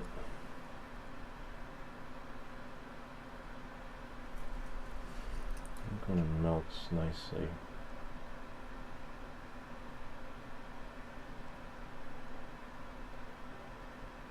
There we go.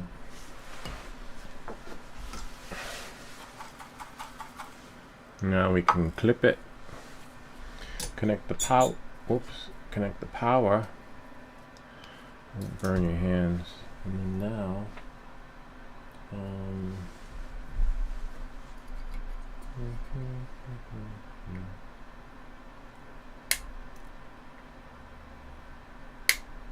whoops! I'll have to run the metal detector around the room later to look for the stuff. I want to test that one capacitor. Because remember that one capacitor I've identified has a resistor on the last live stream? Where are we? 748.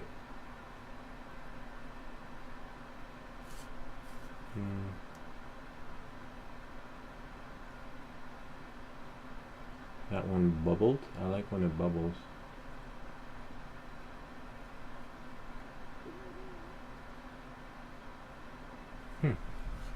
Let's try some flux. See, that's why, like, if you want to take a part off, sometimes the solder doesn't work. It's magic. But I want to put some more flux on here. Because the flux helps to, like, create that experience with the solder so that it does what it's supposed to do. And if that doesn't work, then what you gotta do is get more solder. And that was good. I took some off. It's like, because solder helps melt solder, but if it's not melting, then you gotta add more solder. See? But then sometimes if you have too much, then you gotta take some off. And that's where the suction tool comes in, or the flux thingy. These are okay. These things right here, that'll absorb. But we don't have to. And then now, we should be able to take this off. Yay, there's our buzzer. And now we have our switch, which is right here. I got a little bit of flux on me, but that's fine. the right side's negative and the left side's positive. Oh nice, we can still see them, so that's good. Wasn't sure if we'd be able to see the wires, but now this one, yeah, look, so you'll have to use tape, because what happens is if you don't tape it, it's crooked and sideways and stuff. And so this one's tricky.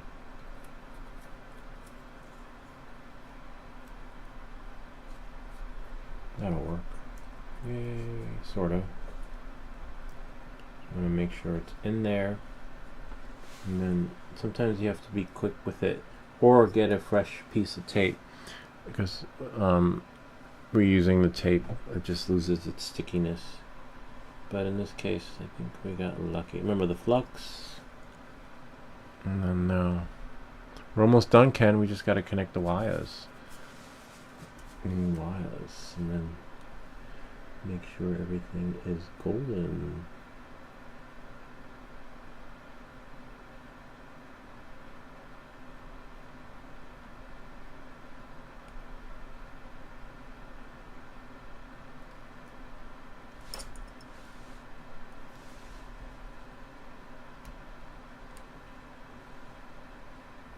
Got it. That was tricky. Remember, it's all about the angle. Sometimes you can get that angle and sometimes you can't.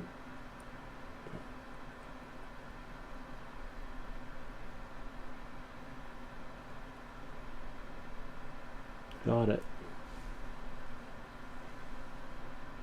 Yep. And then now we've got our LED. And we can trim stuff off because it's a little high, right? And we can say, Ken said, good job. Couldn't you copy it and export it in another program? No, it didn't matter. So apparently AI has a particular writing style where it's detected. I don't know how, but you know, I wish I had the answer to that. You'll have to Google it. But that's pretty much my experience with it. And I think now I'm getting solicited for all these offers. Hi, I'll show you some of them. I'm not crazy about AI, to be honest with you. I mean, I like making the thumbnails and things like that. But to the point where everything is AI generated, you know, like from content to all that other fun stuff, that there's no creativity.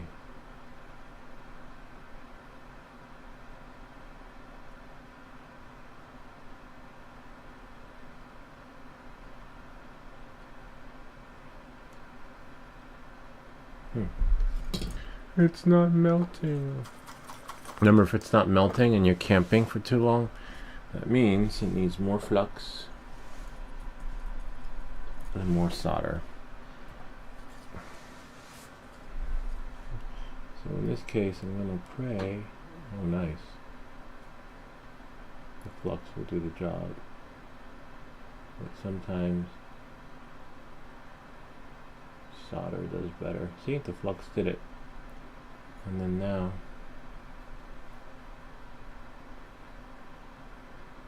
got it. All right. Remember, the LED will do last. Just want to see if it works. So here go the batteries. Oops. I'll clean my glasses later.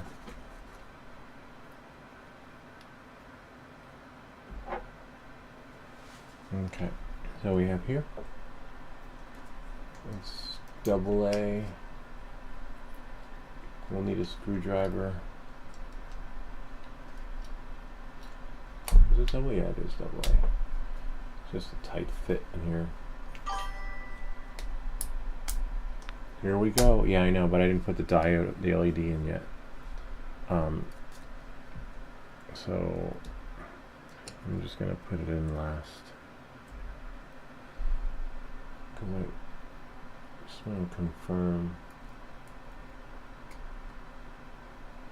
But first we'll do the screws. So look, this goes in like this, and then it just falls in. You could solder it, but I guess they want you to be able to change the power source.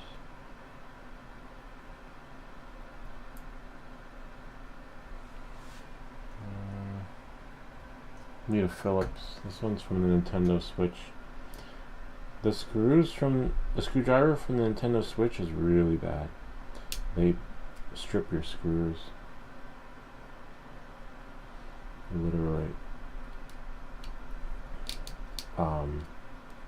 Or this vice versa. Maybe it's the screws that are bad. One of the, yeah, I think it's the screws that are bad.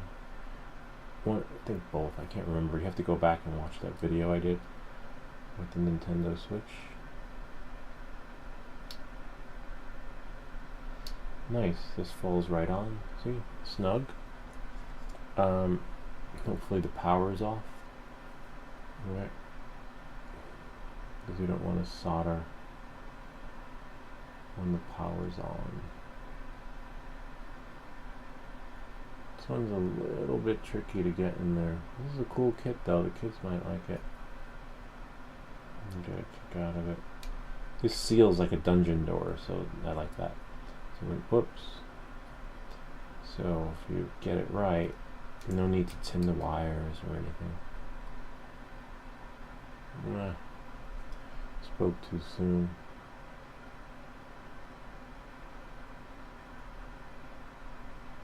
Let me just put them in. One of the red one came out.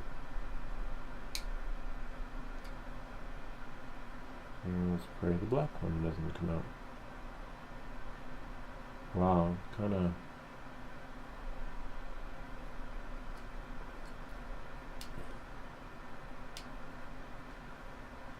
No, we'll put this one in.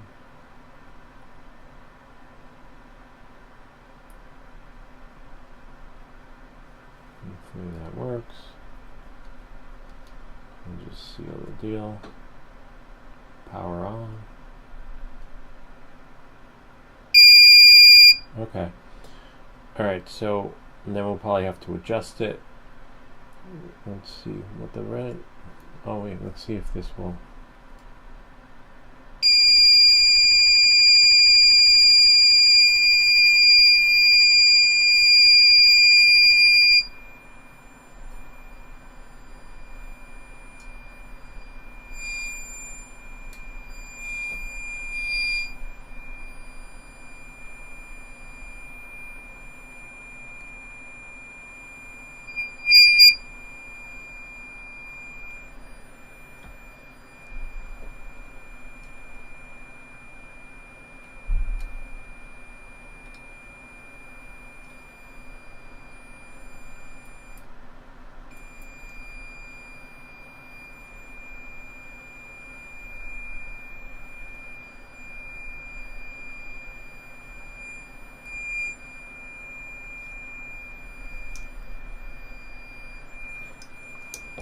Shut it off. Want to make sure that we don't have any metal shards, right? Because this thing is just going bonkers.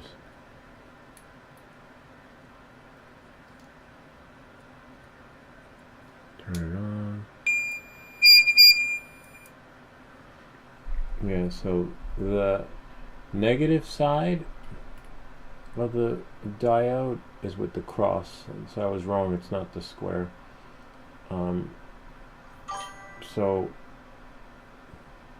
the short side goes with the cross, with the diode facing out, and then when we turn it on, if we turn it, if you can see, that means we found something. But let me get some tape. I'm gonna shut it off. And then get some painter's tape and take off any remnants of of like, yeah, it's like a smoke alarm. All right.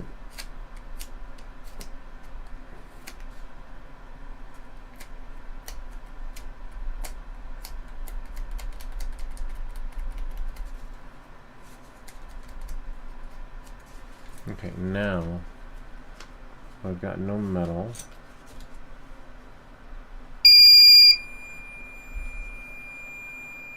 I'm not sure why it just keeps all the parts there incorrectly.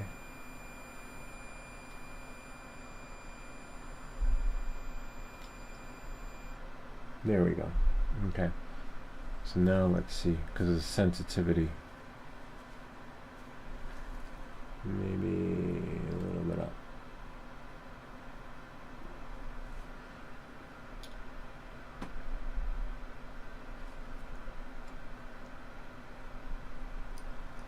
Maybe a little bit up.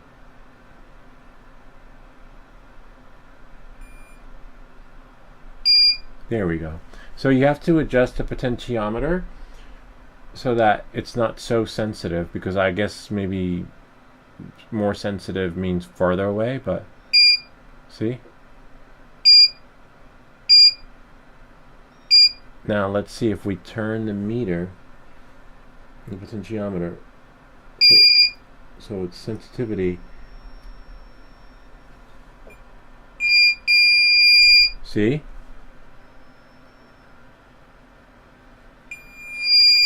And we don't want it.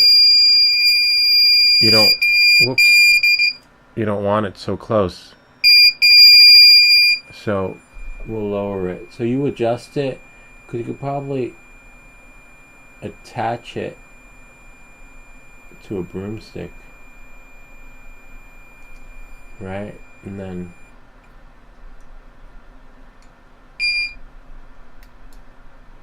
needs to be turned a little bit, and then just metal detect.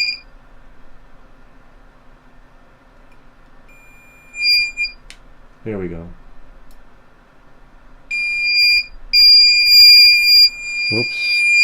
We have to adjust it.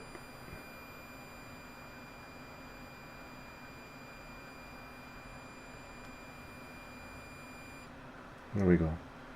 So now it's finding that sweet spot. But let's put the diode on. So the plus side is the square side. Okay? So now this one's going to be a little bit tricky. Let's take the battery out though, so that, you know, we don't want power running through it while we're soldering.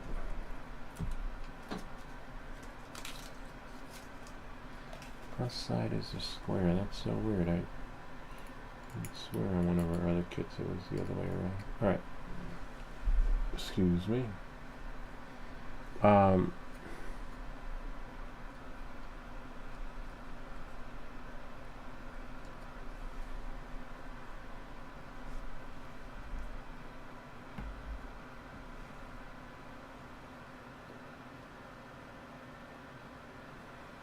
We just need to get a fresher piece of tape.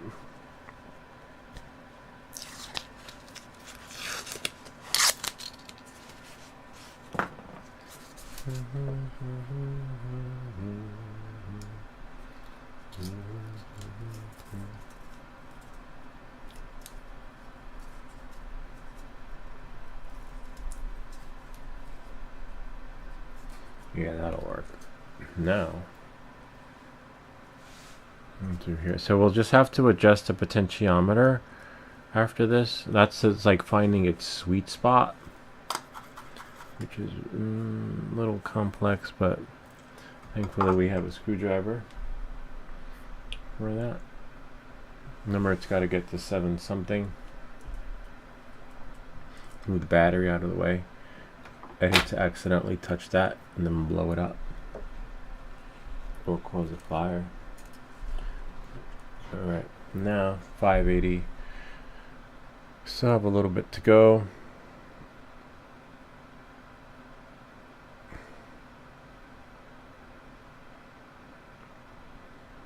Six something.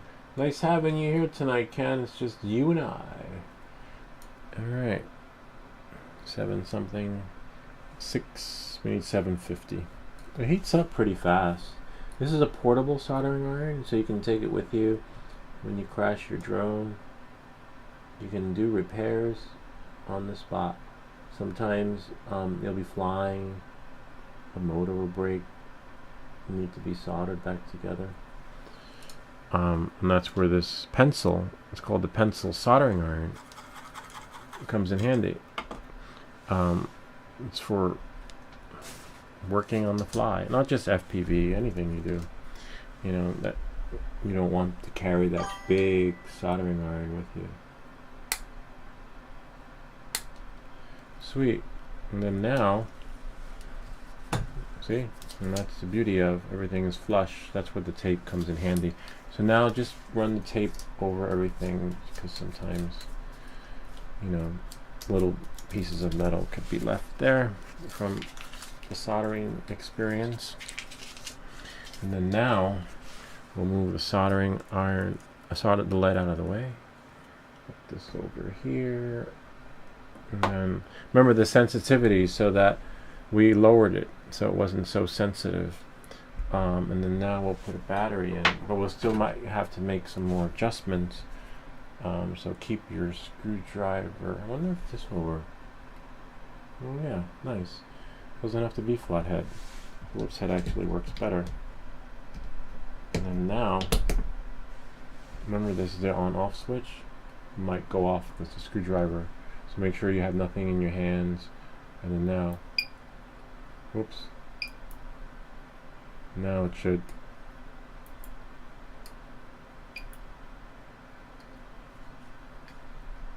matter which side. So now we got to turn it so that, and if it doesn't turn, just use a different screwdriver. Push it in. There we go. Nope. Is it on? Well, you'll know it's on by just turning it all the way. Okay, whoops. And then finding. There we go. Sweet. Whoops. Move it all away from all metal. That's kind of sensitive, but look what. Whoop. It's picking it up. And there's metal everywhere. So we'll cover this up. And then lower it, because it is loud, like I was saying. There we go. So we have to find that sweet spot again. You might have to turn it up.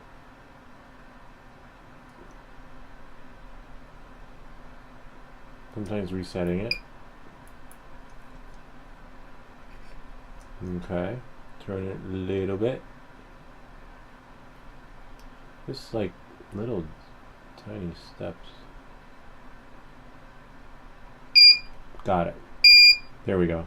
That's pretty cool. Gotta love it. Wonder if this is metal down here. We know the whoops.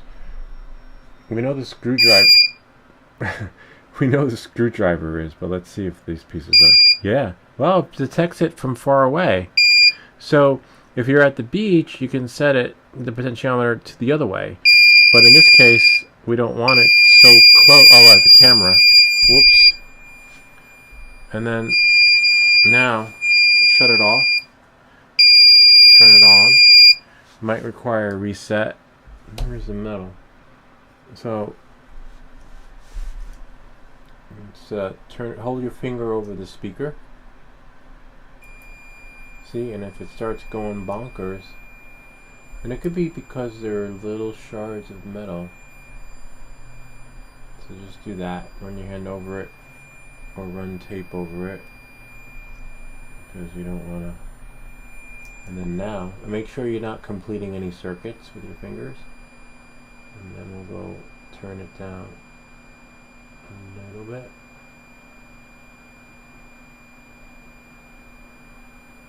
There we go. We shut it off. But we got to find that sweet spot. There we go. There we go. See? Perfect. And then now if we put it over here, wow. I mean, sometimes it just goes bonkers. Like, you know what? I'm going to stay on. This is pretty cool. I got it with Prime. By the way, I was fortunate to be able to return the RC remote back to eBay, less the shipping cost. How much did it cost to ship? Here we go.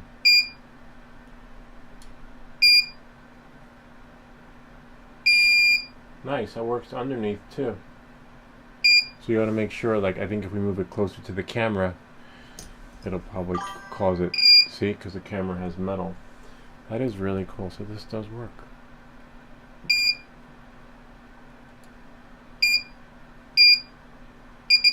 See? And remember the sensitivity. Let's see if we can get some more metal. Is there metal in here? Well, soldering iron's still hot. Wow. Detects metal in that. I mean, of course it's a USB cord, right? Metal here. We have it set to low. This might be a mixture of some other metals, because if we could put it here,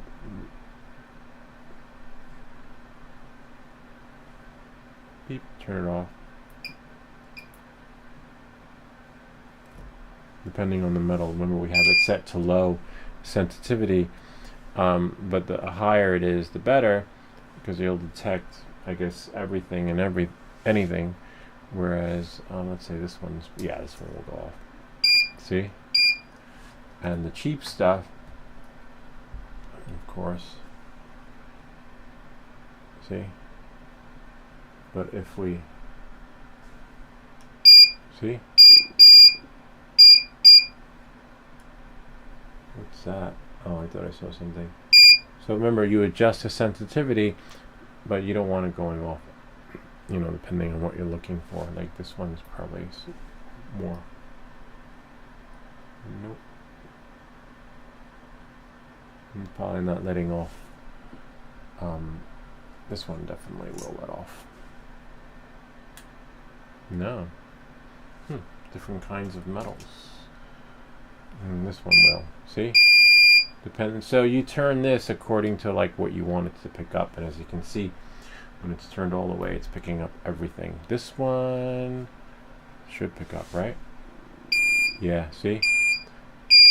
So it all depends on the metal, where you are, maybe in a cave, looking for that special ore.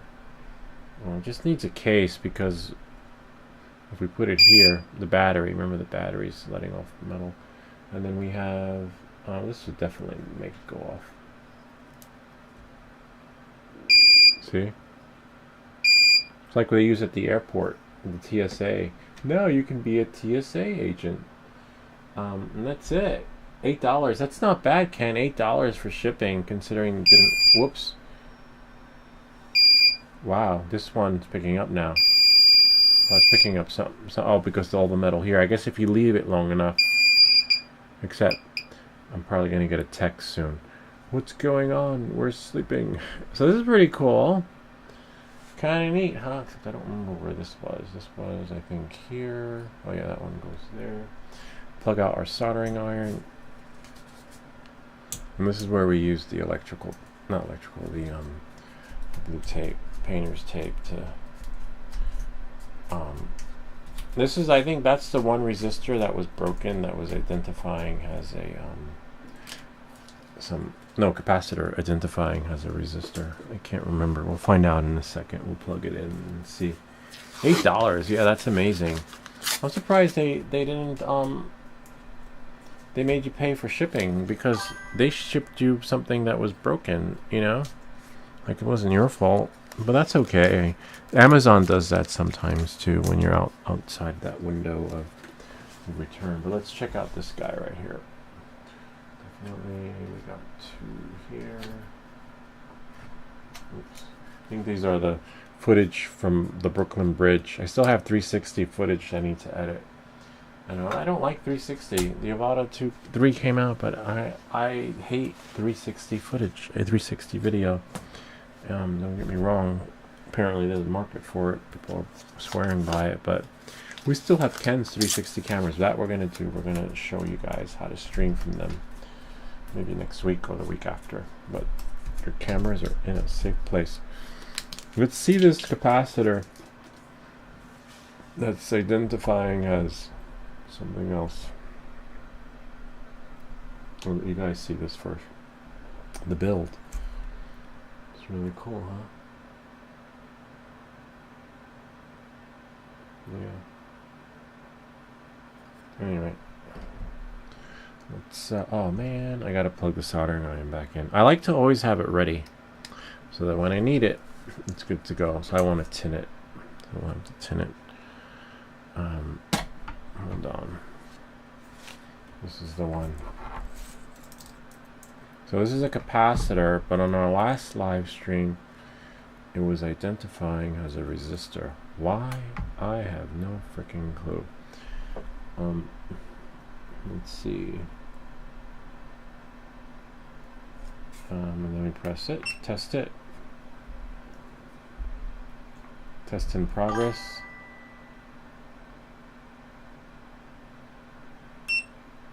Oh nice, it measured as capacitance, but the last time it didn't. It's fine. So we got an extra part right here. Never know, save it for a rainy day. This can go back here. This is a cool build, fun. I'll let you guys look close up in case you want to see everything when it comes to the build. I wonder if I can bring it higher.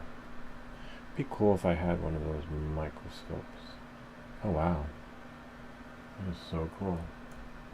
Let me flip it over. Look at that. Hold on.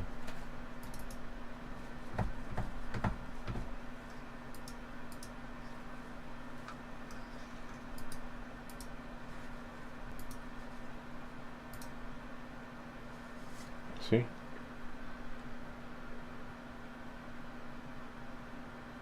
This was the potentiometer that needed to be adjusted. By default, it's on. You just got to turn it. You have to figure out because everyone will have a different experience with that. And we have our transistors.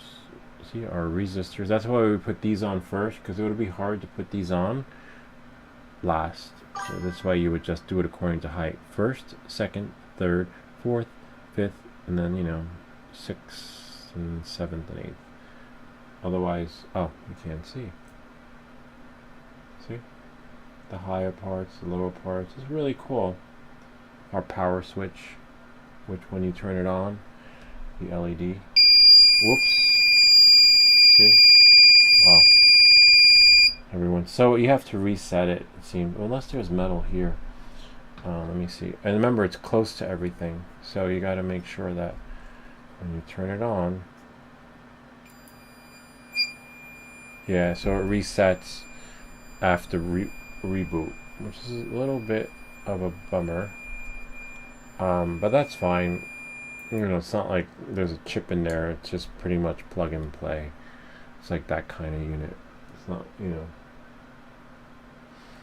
I think if we had a microprocessor or something in there, we can control it. And these are little shards of metal. So you want to make sure, see, the soldering joints came out really nice. You want to make sure that when you, let me come back here, I'll show you, that when you, look at me, just run the painter's tape over everything, because the little shards will cause it to go off.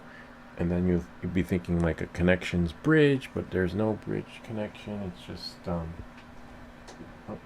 It's just resetting on the reboot and causing you to think metals everywhere, magneto. And so you just take the tape like this. And I can see from here a little speck of something. So you probably want to keep that anti-static bag so that everything will just work out. Maybe now if I turn it on, I might have to reset it on the reboot. See? Reset it and forget it. Just take the batteries out. This was a cool kit though. I like it. It'd be nice if it worked, if we remembered the settings on reboot, but again, it's just plug and play, so it's just detecting everything. Danger, Will Robinson, danger. So we'll keep this one. Actually, we'll leave this one out. Right? Yeah, because it's gonna pick up. Why not? I'm gonna leave it here. In the room of creations, but I'll keep that static bag. We know this works now. This one should work in this cord. It wasn't working because I didn't turn it on. Let's see what we got here. Put this here. Sometimes this doesn't work though, on different devices. And then the power switch is right here. There we go. And now it should appear. Let's see. Still have to tin the tip though. And then switch cameras. Source. Yep, it appears. We had some issues in the beginning, and there we go. See if I can zoom in on it. Yep. TIE Fighter. Me stuff. Oh wait, desktop actually. See?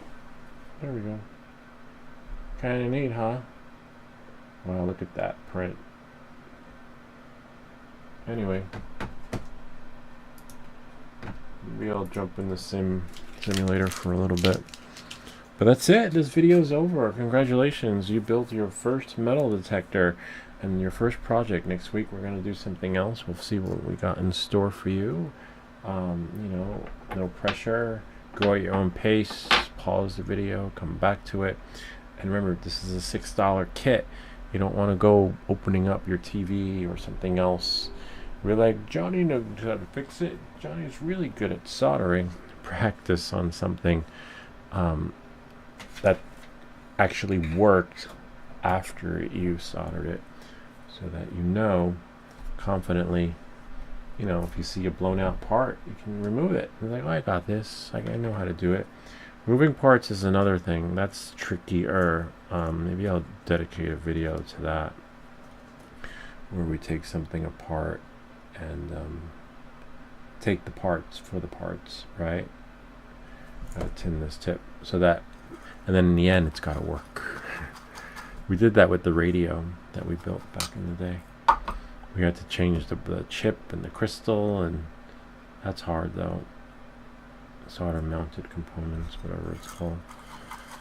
SMD or SBM, whatever. Anyway, we know how to do it. I just don't remember the names of it. But yeah, the radio was a hard fix. And the radio wasn't supposed to turn out that way. It was supposed to be like a simple fix, but we wound up troubleshooting it and ordering more parts for it because shit didn't work. And then I read the reviews and everyone had the same issue, but no one, you know, most of the people that bought it were beginners and couldn't returned it. See, I almost burnt that again. This is good. This is really cool. Right. And let's see, this goes here. This is really good flux. And then that'll go here. I'll keep this though. Mark this. But I forgot where the negative. I thought, because the board wasn't marked for the LED. And I thought it was the square, because that happened to us on one of the other kits. The diode thing wasn't there with the slash, and there was like a square. But anyway, it is what it is. Now we're just gonna clean up. All right, clean up, so that the next time we come back, we can just jump right to it. That was really cool though. I like that. I have a real metal detector though. It's over there. It's a National Geographic metal detector, but it's more the brand. Found nothing but nails on the beach. Didn't get so lucky. But it was fun. The kids liked it. I bring it every now and again, and I have my headphones attached to it, but nah. Not so much luck. Didn't find me gold. No captain's kids treasure. Nope. No luck there. I'll keep this. This is pretty cool. Sometimes you'll wind up with more of these. Like, oh wow, that's so cool. I'm gonna keep that for reference. And then you get a different kit and another kit. I don't know, they just have so many kits. Didn't mark them all off, but and then for sure I will keep the static bag, because as we get more projects, that one will probably go back into a bag. I don't see myself using that one again, especially since I already have a real metal detector. It kind of reminds me of if you've ever gone metal detecting before, you use your metal detector, right? And then it goes off, it goes beep, beep, beep, and then you use that other thing that looks like this. Don't touch it, it's hot. And then you move it in the ground, and then it starts going beep, beep, beep, and it tells you, like, kind of pinpoints where it is. It kind of reminds me of that thing. It was funny because the guy who did the bathroom upstairs, he brought his metal detector here, and then he was showing me, and he found some stuff on the some old coins on the property. But he had the metal detector and that little finder thingy. I was like, wow. I say, whatever you find, you can keep. It's yours, you know. Finders, keepers. But I didn't get so lucky with mine. So, you know, it all depends on the kind of metal detector you have. You can set it to like different metals, like on the National Geographic one. You can set it for like coins, silver, you know, whatever rocks your boat. Maybe next time in the next project, as long as it's not the radio, we'll try the liquid solder, see how that works out. Or just try it on one of the other practice boards. Yeah, this will go here. You can always, see, since I'm not going to use this, I could probably just leave this on and then unscrew it, right? And then screw it in some other time. And then unscrew that. And this way, leave room for the other stuff. And then we have one of these battery connectors we could use for something else. Yeah, let's spend some time in the sim. The rest of the stuff I can do later. I just wanted to have my, oh, and this one's fine. Usually it's good to go, especially if we're gonna do a different one next week. And then we'll go here with fighter, TIE fighter, and now danger with Robinson. Now it's just, yeah, one lap in the sim. Can't wait to start flying FPV again. I don't know, I took a break from it for a while. You know, I have other things to do. And now, been busy. But I love the Mavic 4 Pro. It's really nice.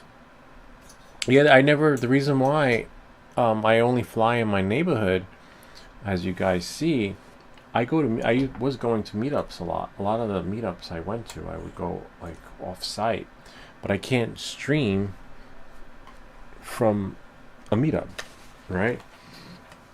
That's why we only have Friday night flights here. But if Elon Musk is watching this, please, we need Starlink so that we could take the show on the road. That would be cool, right? Like, I would take the show on the road. I would take you guys to the meetups. We can't because the Wi-Fi so sucks that we're trapped. This is as good as it gets. And then when we go to the other field, you know, it's still spotty. So, Elon Musk, please send us Wi-Fi. Why is this red though? Let me adjust this really quick, Ken. I think I had chosen purple. Let me go into settings, chat box.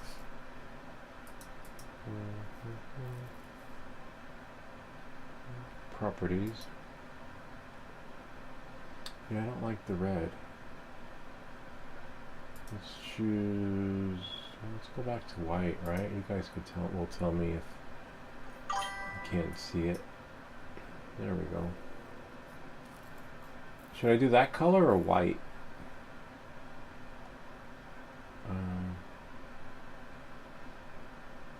I'll leave it like that till you guys say something. Alright, here we are. Samsung Me. Let's go into the sim. Full version Me. Alright. Hopefully it doesn't ask for an update, but we'll see. Put our keyboard here. Still have to do a video on this. This is the UV filter, but even if I don't do a video on this, I have to put it on my drone. Have to. This thing right here. Freewell. Because preventative is cheaper than damage control.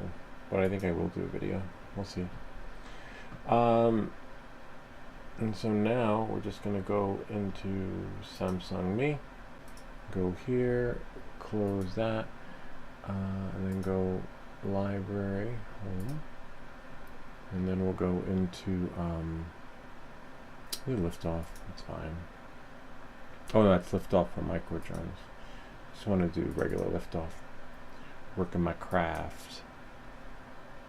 And close that.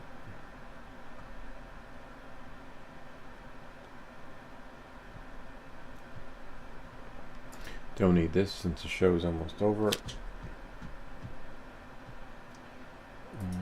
I can't remember. Anyway, we'll just do race, free flight, and the typical. Go there. I don't think I'm going to beat my time, but it's fine. We're just having fun.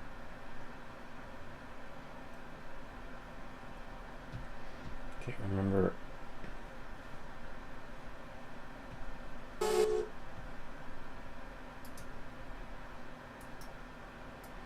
think I'll put myself in the top right, top left.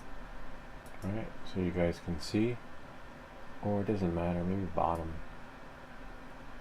I'm not sure what the flight experience calls for. Or in, yeah, I'll put it there. Okay, here we go. Well, I gotta put the cursor in the window. Pity. Okay, we gotta get you flying in manual, especially with that, the Neo. The Neo will get you up and going. It's a great basher drone. So it's like Tron, the light bikes. You see that light, the lights, the trail, light bike trails? Maybe that's where they stole this from.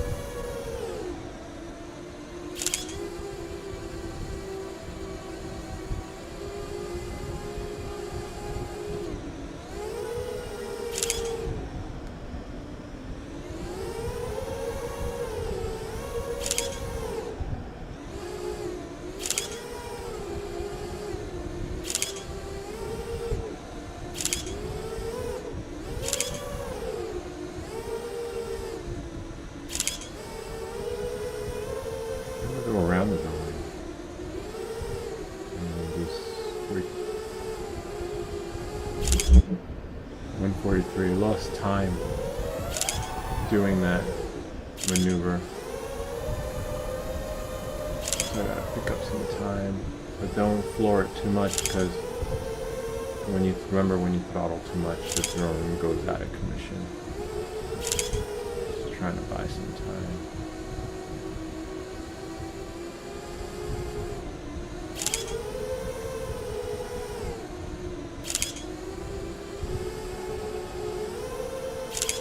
I think on the way back, I'm gonna just go right in to save time without going around. As I go around, not that good, you know. Some guys could like because I saw all the other drones fly around. I'm like, oh wow, looks like a cool shortcut. But then when I tried doing it, I wasn't so successful. I lost a couple of seconds. because usually if I do this within 1 minute and 30 seconds or 1 minute and 25, one lap, you pretty much, this is where the accelerometer kicks in. Then I know I can do the rest in under 4. That's fine though. I'm just having fun. Having fun while flying. I don't race. I can't travel in bullet time. See, so what I'll do is I'll just go here, go up, and then swing around the other way. See, 133. But this is the tricky part because you want to make sure, whoops, you get that. And this is the last, see, I lost a few seconds. But if you remember, if you throttle it too much, let me just focus.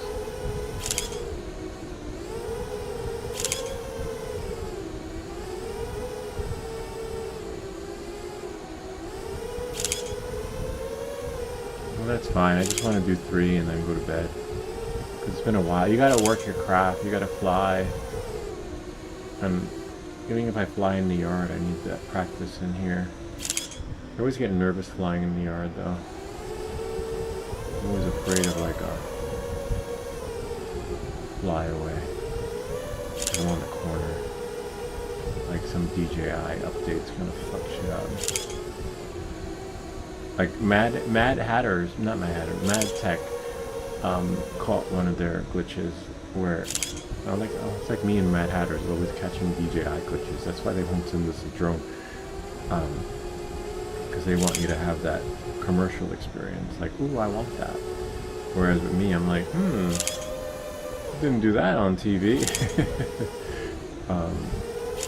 Yeah, but he caught a lot. He catches a lot of glitches with DJI stuff. But let's see what we got on the time. No new world record. So my best time was, where is my time? 4:24. That's fine. 4:52. 4:24 is my best. But 4:52 is what I got. But I knew it wasn't working out because it was in the red anyway. Because I haven't flown in a while.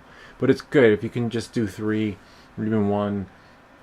Even 1 lap is enough to free assurance to go out in the real world and fly. But I don't recommend going out in the real world without putting that time in the simulator. Even if you haven't flown in a while, do a lap.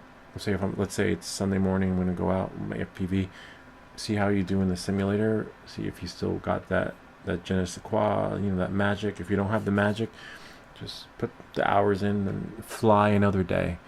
Don't, because you need to have that muscle memory. Because if you don't got it, and the shit happens out there, you're gonna have to answer it to somebody, and it ain't gonna be me. So that's why I always like, and then practice too, because when you do go into a field, remember where your hotkeys are, right? You want to know where your throttle is, where angle mode is, where or acro, whichever modes you fly in.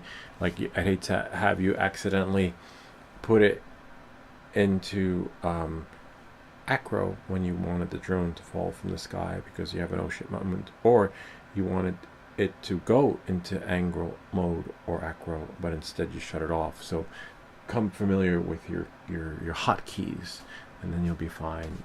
And that's why, practice. That's why before I bring the bigger one out, I always do the micro, and then I'll do it inside first with the micro little guy, the one that we built here. Speaking of built, someone's selling a 04 air unit for like $100 on the Facebook marketplace. But as you can see, I got 1 air unit here, 3 air units back there. Seeing if I got another one, I'm not going to be flying. It'll just be like flies in the wall, just swats. And that's it. Anyway, hope this video helped you. If you have any comments or questions, feel free to leave them down below, or ideas for other videos. Remember to like and subscribe, and we'll see you all next time. I wish I had like a little button, like that guy who's always rizzing everyone, and then he automatically go into the next screen. Or maybe his wife is pressing the keyboard, because it ain't over till the fat lady sings. And as you know, this is how the show usually ends.